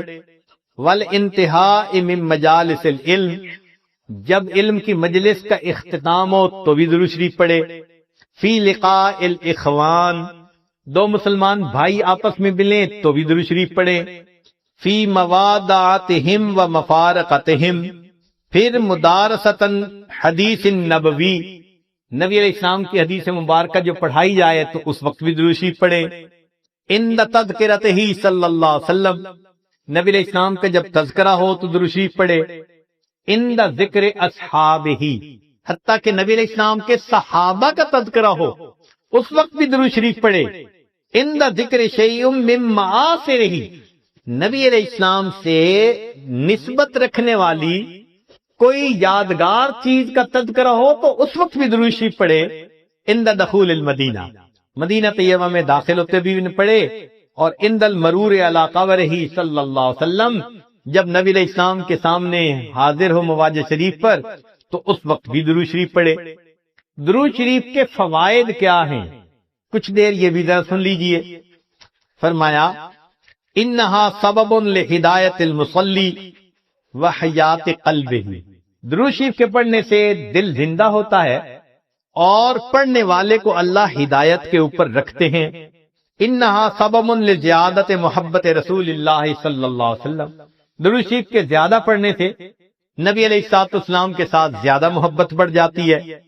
انہا سبب لزیادت محبت العبد لرسول اللہ صلی اللہ علیہ وسلم، جو درود شریف زیادہ پڑھتا ہے اس بندے کی محبت نبی علیہ السلام کے قلب مبارک میں بھی زیادہ ہو جاتی ہے۔ انہا سبب قرب العبد من ربہ یوم القیامہ، درود شریف کا زیادہ پڑھنا قیامت کے دن اللہ رب العزت کے قرب کا سبب بنتا ہے۔ انہا اداء لشیء من حقہ صلی اللہ علیہ وسلم، نبی علیہ الصلوۃ والسلام کے جو احسانات ہیں، درود شریف کا زیادہ پڑھنا گویا ان احسانات کا بدلہ چکانے والی بات ہے۔ انہا سبب کفایت اللہ عبدہ ما اہمہ، جو پریشانیاں ہوتی ہیں درود شریف کے صدقے اللہ رب العزت ان پریشانیوں کو ختم کر دیتے ہیں۔ انہا سبب اجابت الدعاء، دعا کی قبولیت کا یہ سبب ہوتا ہے۔ انہا سبب زکوٰۃ و طہارت للمصلی، جو درود شریف پڑھنے والا ہے اس کا دل اس سے صاف ہوتا ہے، اس کا نفس پاک ہوتا ہے۔ اور ایسے آدمی کو حدیث میں پاک میں فرمایا کہ جو درود شریف زیادہ پڑھتا ہے وہ بخیل نہیں ہوتا۔ پھر جو درود شریف زیادہ پڑھتا ہے وہ قیامت کے دن کی حسرت سے بچ جاتا ہے، اور جو درود شریف زیادہ پڑھتا ہے ملائے اعلیٰ میں اس بندے کی تعریفیں بہت ہوتی ہیں، اور اس کے عمر میں اس کے وقت میں اللہ برکتیں عطا فرما دیتے ہیں۔ اور انہا سبب لتثبیت قدم العبد علی الصراط، جو بندہ درود شریف زیادہ پڑھتا ہے قیامت کے دن پل صراط سے گزرتے ہوئے اس کے پاؤں اتنے مضبوط ہوں گے، درود شریف زیادہ پڑھا ہوگا۔ اور ایک اور بات، انہا سبب لثقل کفۃ المیزان، کہ یہ درود شریف میزان کے پلڑے کے بھاری ہونے کا سبب بن جائے گا۔ اب اس بارے میں ایک حدیث مبارکہ ہے، وہ ذرا سن لیجئے کہ درود شریف کا قیامت کے دن کیا سبحان اللہ کیا شان ہوگی۔ ایک حدیث مبارکہ علامہ جلال الدین سیوطی رحمۃ اللہ علیہ نے التذکرہ میں اس کو ذکر کیا ہے، اور ابن ابی دنیا اور نمیری نے اس کو الاعلام کتاب میں ذکر کیا ہے۔ فرماتے ہیں کہ عبداللہ لانو ایک صحابی اس کے راوی ہیں کہ نبی علیہ السلام نے ارشاد فرمایا، ان لآدم علیہ السلام من اللہ عز وجل موقفا فی فسح من العرش، قیامت کے دن آدم علیہ السلام کو اللہ تعالیٰ عرش کے سامنے ایک ایسی جگہ عطا فرمائیں گے، علیہ ثوبان اخضران، ان پر دو سبز کپڑے ہوں گے، یعنی سمجھیں تہبند بھی سبز اور کرتا بھی سبز، کأنہ نخلۃ سحوق، جیسے شاخیں کٹی ہوں نا تو سیدھا کھجور کا درخت ہوتا ہے، اس طرح آدم علیہ السلام کا اونچا لمبا قد مبارک ہوگا۔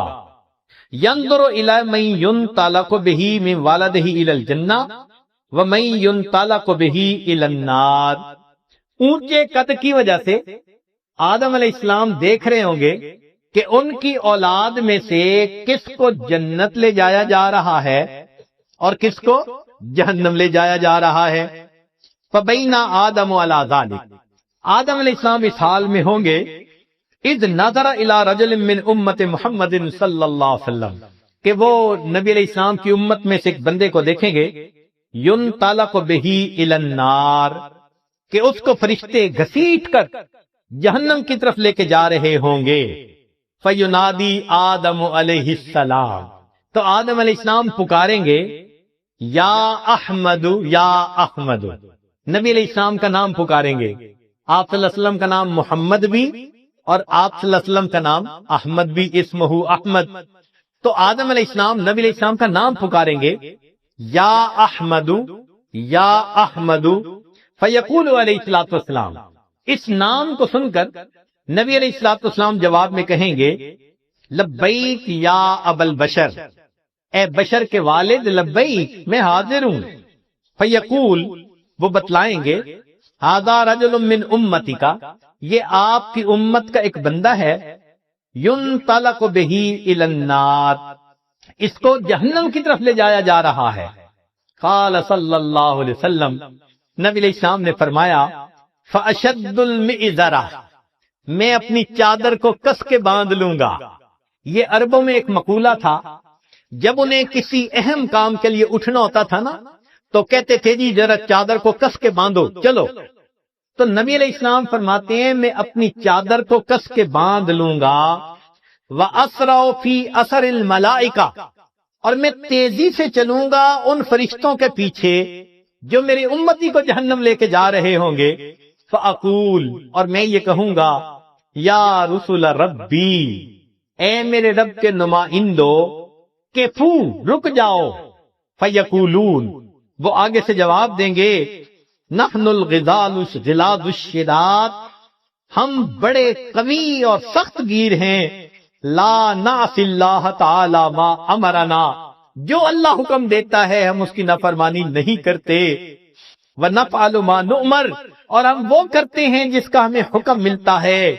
فَإِذَا آیَسَ النَّبِيُّ صلی اللہ علیہ وسلم جب اللہ کے نبی صلی اللہ علیہ وسلم ان سے مایوس ہو جائیں گے کہ میرے کہنے کے باوجود یہ فرشتے جا رہے ہیں لے کے جہنم کی طرف، رک نہیں رہے، تو نبی علیہ السلام فرماتے ہیں قبض علی لحیتہ بیدہ الیسری واستقبل العرش بوجہہ، نبی علیہ السلام اپنے بائیں ہاتھ سے اپنی ریش مبارک کو پکڑیں گے اور اپنے چہرے انور کو آسمان کی طرف کر کے دیکھیں گے، عرش کی طرف کر کے دیکھیں گے۔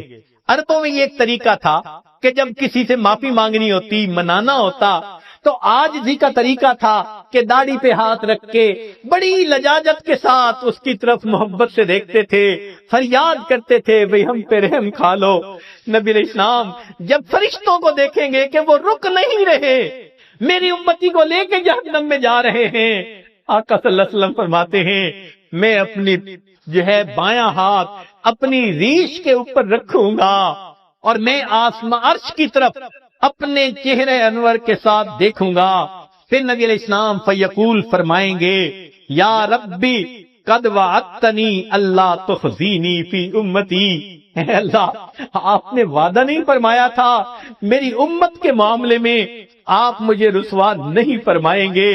فیاتی النداء من قبل العرش، عرش کے اوپر سے ایک آواز آئے گی، اطیعوا محمدا، او میرے فرشتوں محمد صلی اللہ علیہ وسلم کی اطاعت کرو، وردوا ھذا العبد الی المقام، اور اس بندے کو واپس جہاں سے لائے تھے میدان کے قریب وہیں جا کر چھوڑ کر آؤ۔ چنانچہ وہ فرشتے اس بندے کو وہاں جا کر چھوڑیں گے۔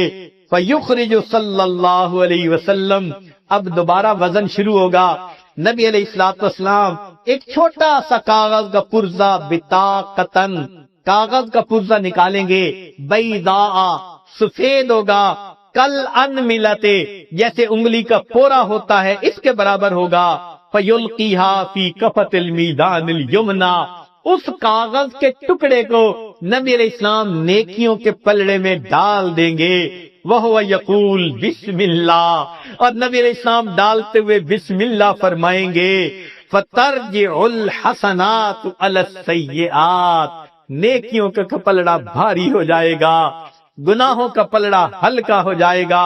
فینادی المنادی، ندا دے گا وہ ندا دینے والا، سعیدہ و سعیدہ جدہ، یہ بندہ اس کے اجداد سعید بن گئے، اس کی نیکیاں زیادہ ہو گئیں، وثقلت موازینہ، انطلقوا بہ الی الجنہ، اب اس کو جنت لے کر جاؤ۔ فیقول یا رسول ربی، جب جنت لے جانے لگیں گے تب وہ بندہ کہے گا اے میرے رب کے نمائندوں فرشتوں کہ فو ذرا رک جاؤ، حتی اسأل ھذا العبد الکریم علی ربہ، حتیٰ کہ میں اس کریم بندے سے ذرا معلوم تو کر لوں۔ فیقول، پھر وہ یہ کہے گا بے ابی انت و امی، آپ کے اوپر میرے ماں باپ قربان جائیں، ما احسن وجہ کا، آپ کا چہرہ کتنا خوبصورت ہے، واحسن خلق کا، آپ کی پرسنالٹی شخصیت کتنی پیاری ہے، من انتا، آپ کون ہیں، فقد عقلتنی اسرتی، آپ نے میرے گناہوں کو مٹا کے رکھ دیا، ورحمت عبرتی، میری لغزشوں کو کم کر دیا۔ فیقول علیہ الصلوۃ والسلام، نبی علیہ السلام جواب میں فرمائیں گے انا نبیوں کا محمد، میں محمد صلی اللہ علیہ وسلم تیرا نبی ہوں، وہذہ صلاتک، اور یہ وہ درود شریف ہے التی کنت تصلی علیہ، جو تم مجھ پر پڑھا کرتا تھا، وفیتکھا، میں نے تمہیں اس کا بدلہ دیا، احوج ما تکون الیہا، جب تجھے اس کی بہت ضرورت تھی۔ سوچئے آج نبی علیہ الصلوۃ والسلام پر درود شریف کا پڑھنا کل قیامت کے دن میزان میں نیکیوں کے بھاری ہونے کا سبب بن جائے گا۔ دعا ہے اللہ رب العزت ہمیں اپنے حبیب صلی اللہ علیہ وسلم کی سچی محبت عطا فرمائے، ان کا احترام، ان کی عزت اکرام وہ بھی دل میں عطا فرمائے، ان کی سنتوں کی محبت کے ساتھ اتباع کرنے کی بھی توفیق عطا فرمائے، اور کثرت سے درود شریف پڑھ کر نبی علیہ السلام کی محبت کو دل میں بھرنے کی توفیق عطا فرمائے۔ وآخر دعوانا ان الحمد للہ رب العالمین۔ بہت سارے احباب نے کل بھی پیغام بھجوائے، زبانی بھی کہا، ابھی پھر چٹ بھیجی ہے کہ وہ بیعت کرنا چاہتے ہیں، تو دل میں یہ نیت کر لیجئے کہ ہم اپنی زندگی کے پچھلے تمام گناہوں سے سچی پکی توبہ کر رہے ہیں، آئندہ نیکوکاری پرہیزگاری کی زندگی گزارنے کا دل میں ارادہ کر رہے ہیں۔ جیسی نیت ہوتی ہے ویسی مراد مل جاتی ہے، تو نیت کیجئے کہ اللہ مجھے آئندہ سچی اور سچی زندگی گزارنے کی توفیق عطا فرما۔ الحمدللہ وکفا وسلام علی عبادہ الذین اصطفیٰ، اما بعد۔ جو احباب بیعت کرنا چاہتے ہیں یہ کلمات سچے دل کے ساتھ پیچھے پیچھے پڑھتے جائیے۔ بسم اللہ الرحمن الرحیم، لا الہ الا اللہ محمد الرسول اللہ، آمنت باللہ وملائکتہ وکتبہ ورسلہ والیوم الآخر والقدر خیرہ وشرہ من اللہ تعالی والبعث بعد الموت۔ آمنت باللہ کما ہوا باسمائہ وصفاتہ وقبلت جمیع احکامہ اقرار باللسان وتصدیق بالقلب۔ اشہد ان لا الہ الا اللہ واشہد ان محمدا عبدہ ورسولہ۔ استغفر اللہ ربی من کل ذنب واتوب الیہ برحمتک یا ارحم الراحمین۔ ان کلمات کو پڑھنے سے اب آپ بیعت ہو چکے ہیں۔ چند اوراد و وظائف ہیں جو کرنے بہت آسان ہیں۔ ہمارے مشائخ عام طور پہ طلباء کو اوراد و وظائف نہیں بتایا کرتے تھے۔ اس کی وجہ یہ تھی کہ وہ طلباء ایسے تھے کہ ان کے دلوں میں پہلے ہی اللہ کی محبت بھری ہوتی تھی، سنت کی اتباع ہوتی تھی، تقوی ہوتا تھا، تو ان کو پھر اوراد و وظائف میں مشغول نہیں کرتے تھے۔ آج کل دیکھنے میں یہ بات آتی ہے کہ پڑھ تو رہے ہوتے ہیں مگر دل میں وہ تڑپ نہیں ہوتی، وہ محبت نہیں ہوتی، وہ شوق نہیں ہوتا جو ہونا چاہیے۔ تو ہمارے حضرت رحمت اللہ علیہ یہ فرماتے تھے کہ تھوڑے سے وظائف جو چند منٹ میں ہو جائیں وہ اس لیے بتائیں تاکہ ان کے اندر ایک وارمنس آئے، محبت آئے۔ چنانچہ ہم نے اپنی زندگی میں تجربہ کیا ہے کہ ہمیں مدارس کے محتمم شیوخ الحدیث بلا کے خود کہتے ہیں کہ جی آپ طلباء کو کچھ وظائف دے دیں۔ جب سے آپ ہو کے گئے مدرسے کے ہر طالب علم نے تہجد کی پابندی شروع کر دی۔ الحمدللہ جن طلباء کو فجر میں جگانے کے لیے دروازے پیٹتے تھے اور کہتے تھے وہ بچے تہجد کے پابند بن جاتے ہیں، درس حدیث کی حاضری بڑھ جاتی ہے۔ وہ جگہ جہاں پر بچے دلچسپی نہیں رکھتے، اللہ کی شان کے علم میں ان کی دلچسپی بڑھ جاتی ہے کیونکہ تقویٰ آ جاتا ہے، گناہوں سے بچنا آ جاتا ہے۔ ورنہ تو آج یہ جو سیل فون کی مصیبت ہے اس نے نوجوانوں کو برباد کر کے رکھ دیا ہے۔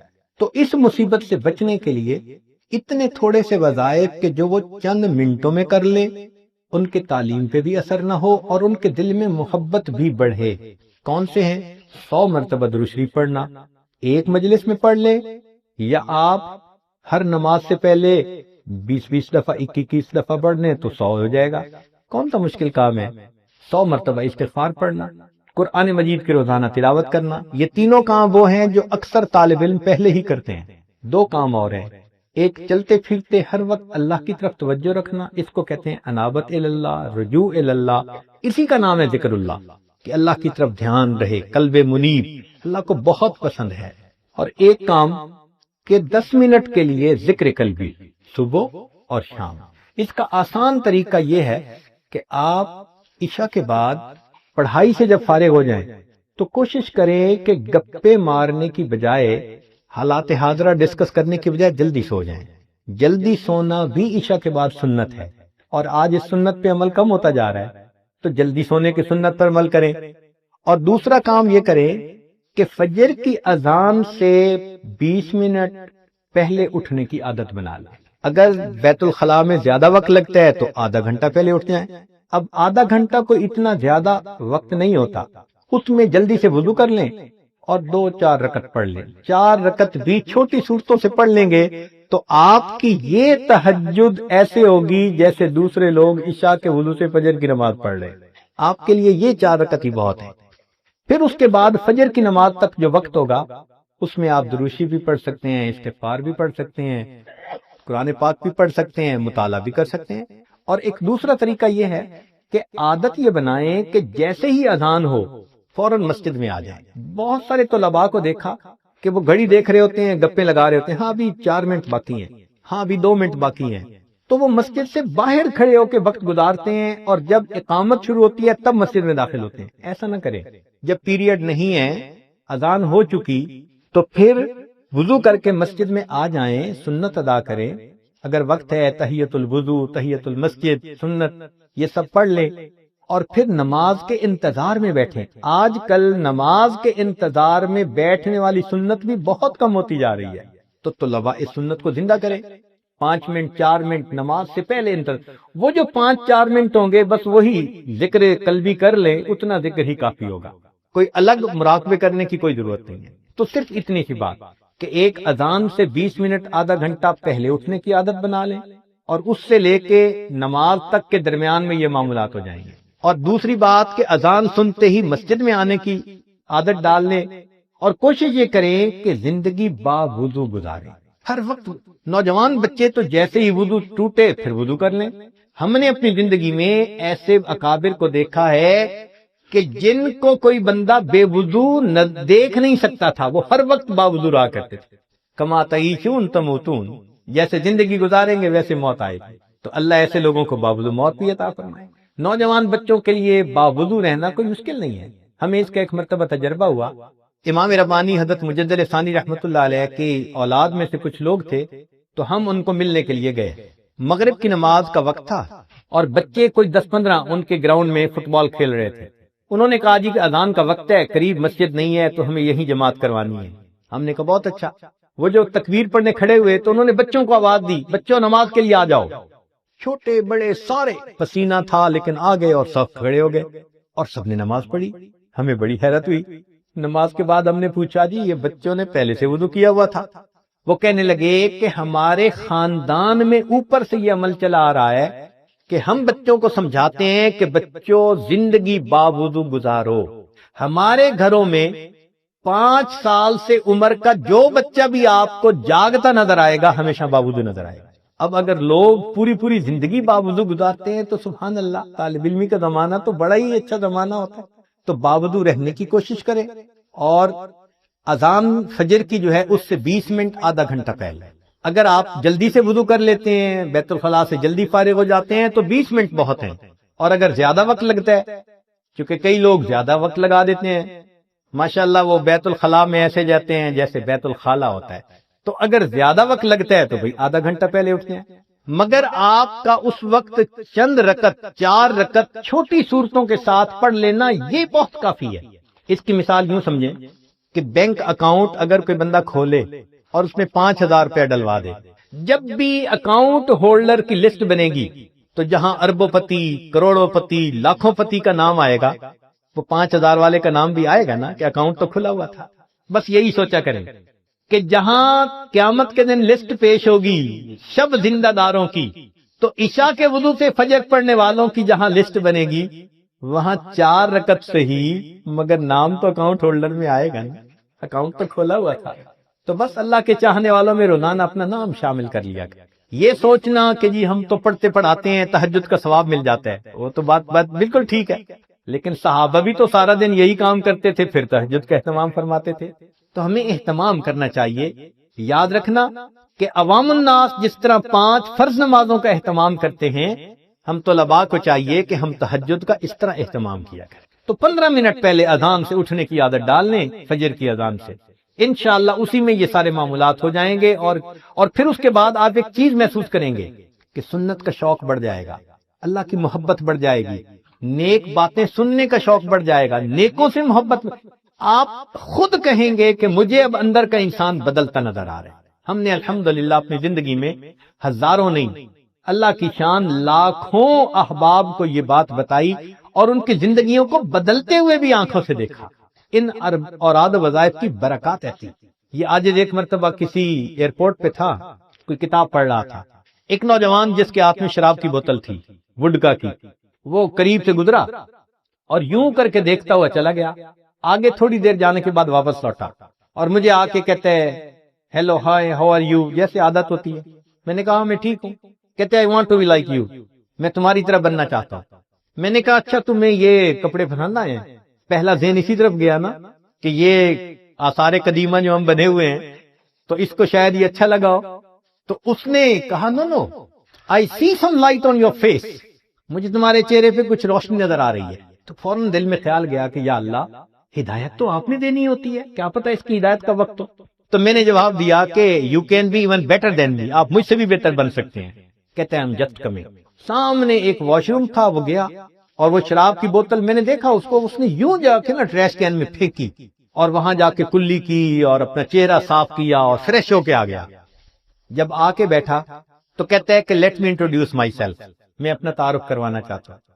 تعارف اس نے کروایا کہ میں نے جاپان سے کمپیوٹر کے اندر ایم ایس سی کی ہوئی ہے اور اس وقت ایک کمپیوٹر کی کمپنی کا میں مینیجر ہوں، میری اتنی زیادہ تنخواہ ہے اور میری زندگی ایسی ہے کہ I eat everything, I do everything, میں ہر چیز کھاتا ہوں اور ہر کام کرتا۔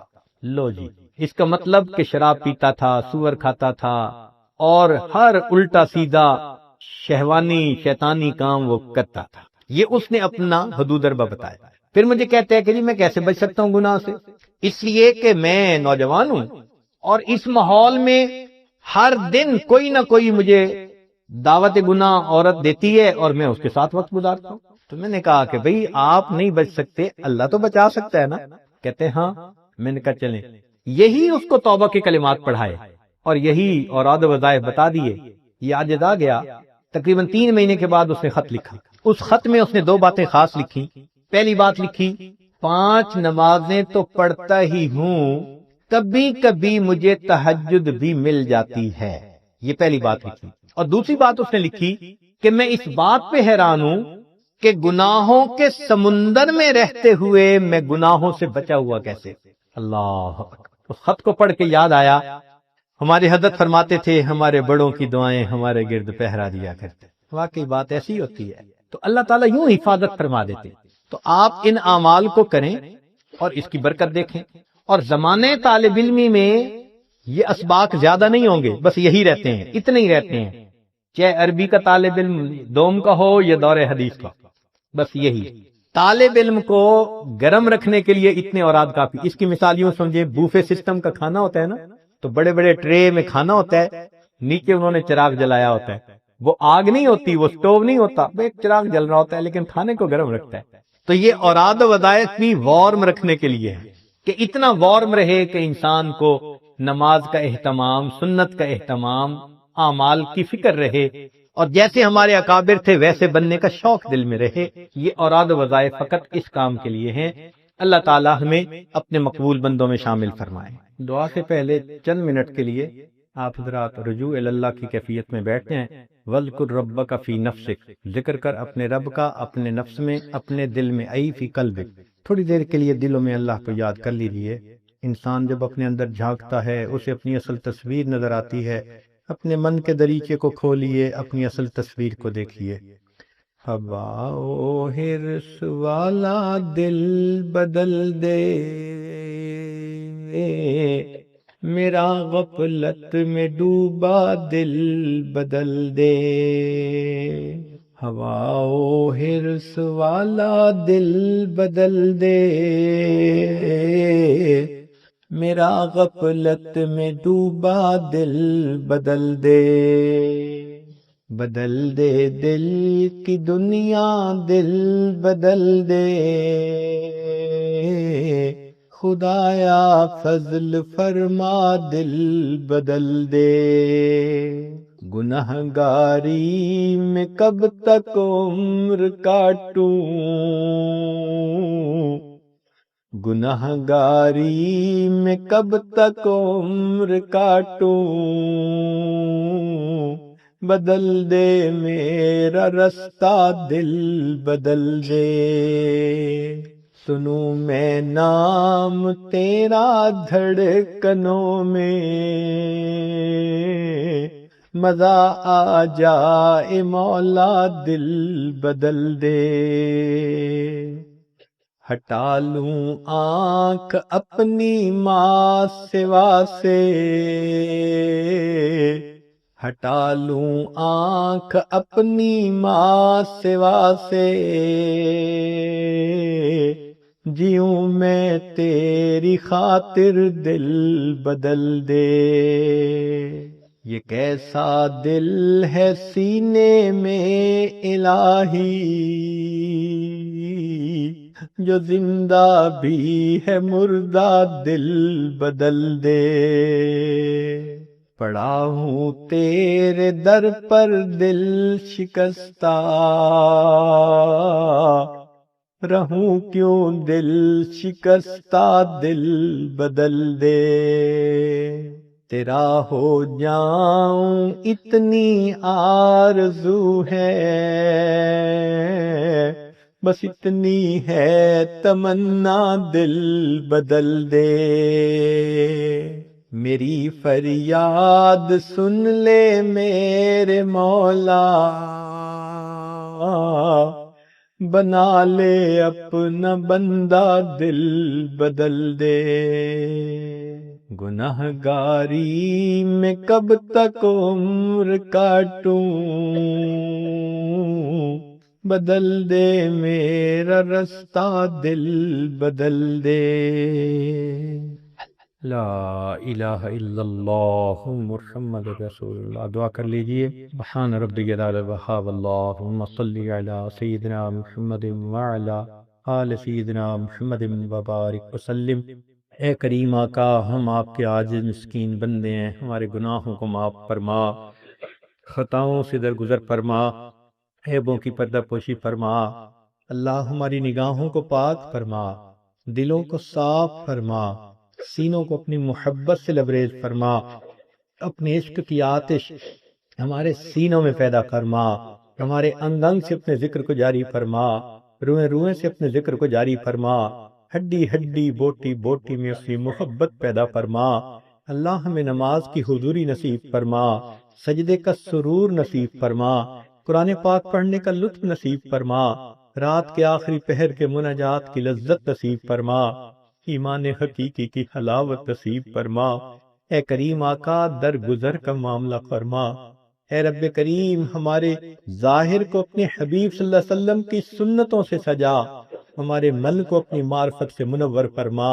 اللہ جو گناہ ہم نے دن میں کیے معاف فرما، راتوں میں کیے معاف فرما، جو محفل میں کیے معاف فرما، جو تنہائیوں میں کیے معاف فرما، اللہ جو ارادے سے کیے وہ بھی معاف فرما، جو بنا ارادے کے ہوئے وہ بھی معاف فرما، اللہ جو گناہ ہمیں یاد ہیں وہ بھی معاف فرما، جو کر کے بھول گئے وہ گناہ بھی معاف فرما، معصیت کی ذلت سے محفوظ فرما، اللہ ہمیں طاعات کی عزت نصیب فرما، تقوی و طہارت کی زندگی نصیب فرما، اے اللہ سنت کے ساتھ دلی محبت نصیب فرما، اے اللہ آقا صلی اللہ علیہ وسلم کی محبت سے دلوں کو لبریز فرما، میرے مولا ہم دنیا میں ایسے وقت میں آئے پیدا ہوئے کہ آپ کے پیارے حبیب صلی اللہ علیہ وسلم پردہ فرما چکے، اے اللہ جب قرآن پاک پڑھتے ہیں اور آیت سامنے آتی ہے کہ قیامت کے دن کچھ لوگوں کو اندھا کھڑا کر دیا جائے گا، اللہ ڈر لگتا ہے اگر آپ نے اندھا کھڑا کر دیا اللہ ہم محروم ہو جائیں گے، دوہری محرومی سے بچا لینا، اگر یہاں دیدار نہیں کر سکے آخرت میں تو دیدار عطا فرما دینا، آخرت میں تو ان کے قدموں میں جگہ عطا فرمانا۔ بڑا دل چاہتا ہے اس چہرے کو دیکھیں جسے آپ نے والضحیٰ کہا، ان زلفوں کو دیکھیں جسے آپ نے واللیل کہا۔ میرے مولا ہمیں ان کا دیدار عطا فرما دینا، آخرت میں ان کو ہاتھوں حوض کوثر کا جام عطا فرما دینا، اللہ جنت میں ان کے قرب میں جگہ عطا فرما دینا۔ میرے مولا رحمت کا معاملہ فرمانا، اللہ پوری زندگی اس علم کی خدمت میں ہمیں قبول فرما لیجئے، اس کا نور دلوں میں اتار دیجئے، علم نافع عطا فرما دیجئے، علم پر عمل کی توفیق عطا فرمائیے، اخلاص عطا فرما دیجئے۔ میرے مولا اپنے اکابر کے نقش قدم پر چلنے کی توفیق عطا فرمائیے۔ رب کریم رحمتوں کا معاملہ فرما، اللہ جو بے اولاد ان کو نیک اولاد عطا فرما، جو صاحب اولاد ان کی اولادوں کو نیکوکار بنا، اولادوں کو فرما بردار بنا، ماں باپ کی آنکھوں کی ٹھنڈک بنا، جن گھروں میں جوان بچے بچیاں موجود ہیں ان بچوں کے مستقبل کو روشن فرما، ماں باپ کے لیے فرض ادا کرنے آسان فرما، اے کریم مہربانی کا معاملہ فرما۔ رب کریم جو مقروض ہیں ان کے قرضے کی ادائیگی کی سبیل پیدا فرما، قرضوں سے محفوظ فرما، مرضوں سے محفوظ فرما، ذلت سے محفوظ فرما، علت سے محفوظ فرما، قلت سے محفوظ فرما۔ جن احباب نے دعاؤں کے لیے خط لکھے، پرچی لکھی، فون کیے، پیغام بھیجے، اللہ سب کے دلوں کی نیک مرادوں کو پورا فرما۔ جو احباب آج آنا چاہتے تھے مجبوریوں کی وجہ سے نہیں آ سکے، اللہ ان کو بھی ان دعاؤں میں شامل فرما۔ اے اللہ جو احباب موجود ہیں ان کے جو عزیز رشتہ دار ان کو یہاں آنے کے لیے کہتے رہے، اے اللہ وہ بھی چاہتے تھے کہ آئے نہیں آ سکے، ان کو بھی ان دعاؤں میں شامل فرما۔ اے اللہ رحمتوں کا معاملہ فرما، کریم آقا مہربانی کا معاملہ فرما، اللہ ہمارے نفس کو نفس مطمئنہ بنا۔ اے کریم آپ کے سامنے کوئی جھوٹ نہیں بول سکتا، آپ دلوں کے بھید جاننے والے ہیں۔ ہماری حالت یہی ہے، رات توبہ کرتے ہیں، دن میں توڑ بیٹھتے ہیں، صبح توبہ کرتے ہیں، شام توڑ بیٹھتے ہیں۔ اللہ ایک قدم آگے بڑھاتے ہیں، دو قدم پیچھے ہٹ جاتے ہیں۔ اللہ یہ شیطان بدبخت اور نفس ہماری راستے کی رکاوٹ ہے، اللہ نفس کو نفس مطمئنہ بنا دیجئے، شیطان سے حفاظت فرما دیجئے۔ جیسے آپ نے آسمان کو زمین پر گرنے سے روک دیا، اللہ شیطان کو ہم پہ مسلط ہونے سے روک دیجئے۔ میرے مولا مہربانی فرما دیجئے، آپ ہی نے ارشاد فرمایا ہے اچھے بروں کے ساتھ اچھا معاملہ کریں۔ اللہ آپ اچھے ہیں اور ہم برے ہیں، اللہ ہمارے ساتھ اچھائی کا معاملہ فرما دیجئے، رحمت کا معاملہ فرما دیجئے، رب کریم نرمی کا معاملہ فرما دیجئے، رب کریم خیر کا معاملہ فرما دیجئے۔ اگر ہمیں آپ سے دوستی کرنی نہیں آتی، اللہ آپ کو تو دوستی کرنی آتی ہے، اے مالک آپ دوستی فرما دیجئے، آپ ہمیں چن لیجئے۔ اے اللہ آپ مہربانی فرما دیجئے، اے اللہ اپنی محبت دلوں میں ڈال دیجئے، رب کریم مہربانی کا معاملہ فرمائیے۔ اے اللہ ماں اپنے بچے کو نجاست میں لچڑا دیکھتی ہے، وہ بچے کو پھینک تو نہیں دیتی، چھوڑ تو نہیں دیتی، سمجھتی ہے یہ تو نادان ہے، بیٹا تو میرا ہی ہے، بچے کو دھو لیتی ہے، سینے سے لگا لیتی ہے۔ اللہ ہم بھی تو نجاست کے گناہوں کی نجاست میں لچڑے ہوئے ہیں، مگر بندے تو آپ ہی کے ہیں، اللہ ہمیں چھوڑ نہ دیجئے، نفس اور شیطان کے حوالے نہ کر دیجئے۔ اے کریم رحمتوں کا معاملہ فرما دیجئے، ایک رحمت کی نظر ڈال کے دھو دیجئے، اپنی رحمت کی چادر میں جگہ عطا فرما دیجئے۔ اللہ زندگی میں کبھی بھی بے سہارا نہ فرما، کبھی بھی بے آسرا نہ فرما، کبھی بھی اپنے در سے دور نہ فرما، ہمیشہ اپنی رحمتوں کی پشت پناہی نصیب فرما۔ اللہ ہمارے اکابر کی سمی یادگار کو دن دگنی رات چوگنی ترقی نصیب فرما۔ قیامت تک جو بچے یہاں سے پڑھیں اللہ سب کو اپنے مقرب بندوں میں شامل فرما۔ رب کریم مہربانی کا معاملہ فرما۔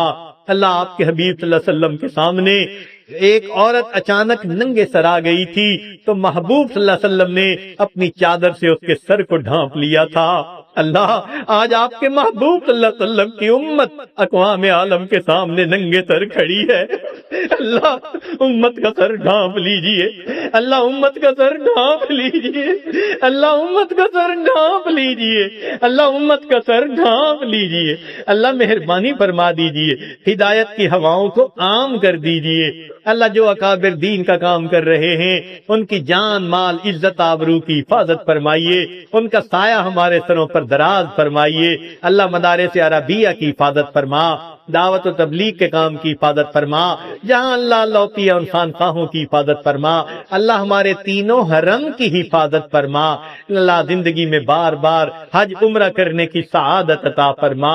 رب کریم وہ کتنے خوش نصیب لوگ ہوتے ہیں، احرام باندھ کے نکلتے ہیں، لبیک اللہم لبیک پڑھتے ہیں، کوئی غلاف کعبہ کو پکڑ کے دعائیں مانگتا ہے، کوئی مقام ابراہیم پہ سجدے کرتا ہے، اللہ ہمیں بھی ان میں شامل فرما لیجئے، ہمیں بھی زندگی میں یہ سعادتیں بار بار عطا فرما دیجئے، اللہ رزق میں برکتیں عطا فرما، غیر کی محتاجی سے محفوظ فرما، رب کریم اپنی رحمت کے ساتھ ہماری ان دعاؤں کو قبول فرما، بیماروں کو شفا عطا فرما، اے اللہ جو دل میں نیک مرادیں دوست احباب دور قریب سے لے کر آئے، اللہ سب کے دلوں کی نیک مرادوں کو پورا فرما، اے اللہ اس مجمع میں اٹھنے سے پہلے ہم سب کے گناہوں کو معاف فرما، میرے مولا سب کے گناہوں کو معاف فرما، اے کریم آقا سارے مجمع کو ایک مرتبہ محبت کی نظر سے دیکھ لیجئے، اے کریم ایک مرتبہ، اے حنان ایک مرتبہ،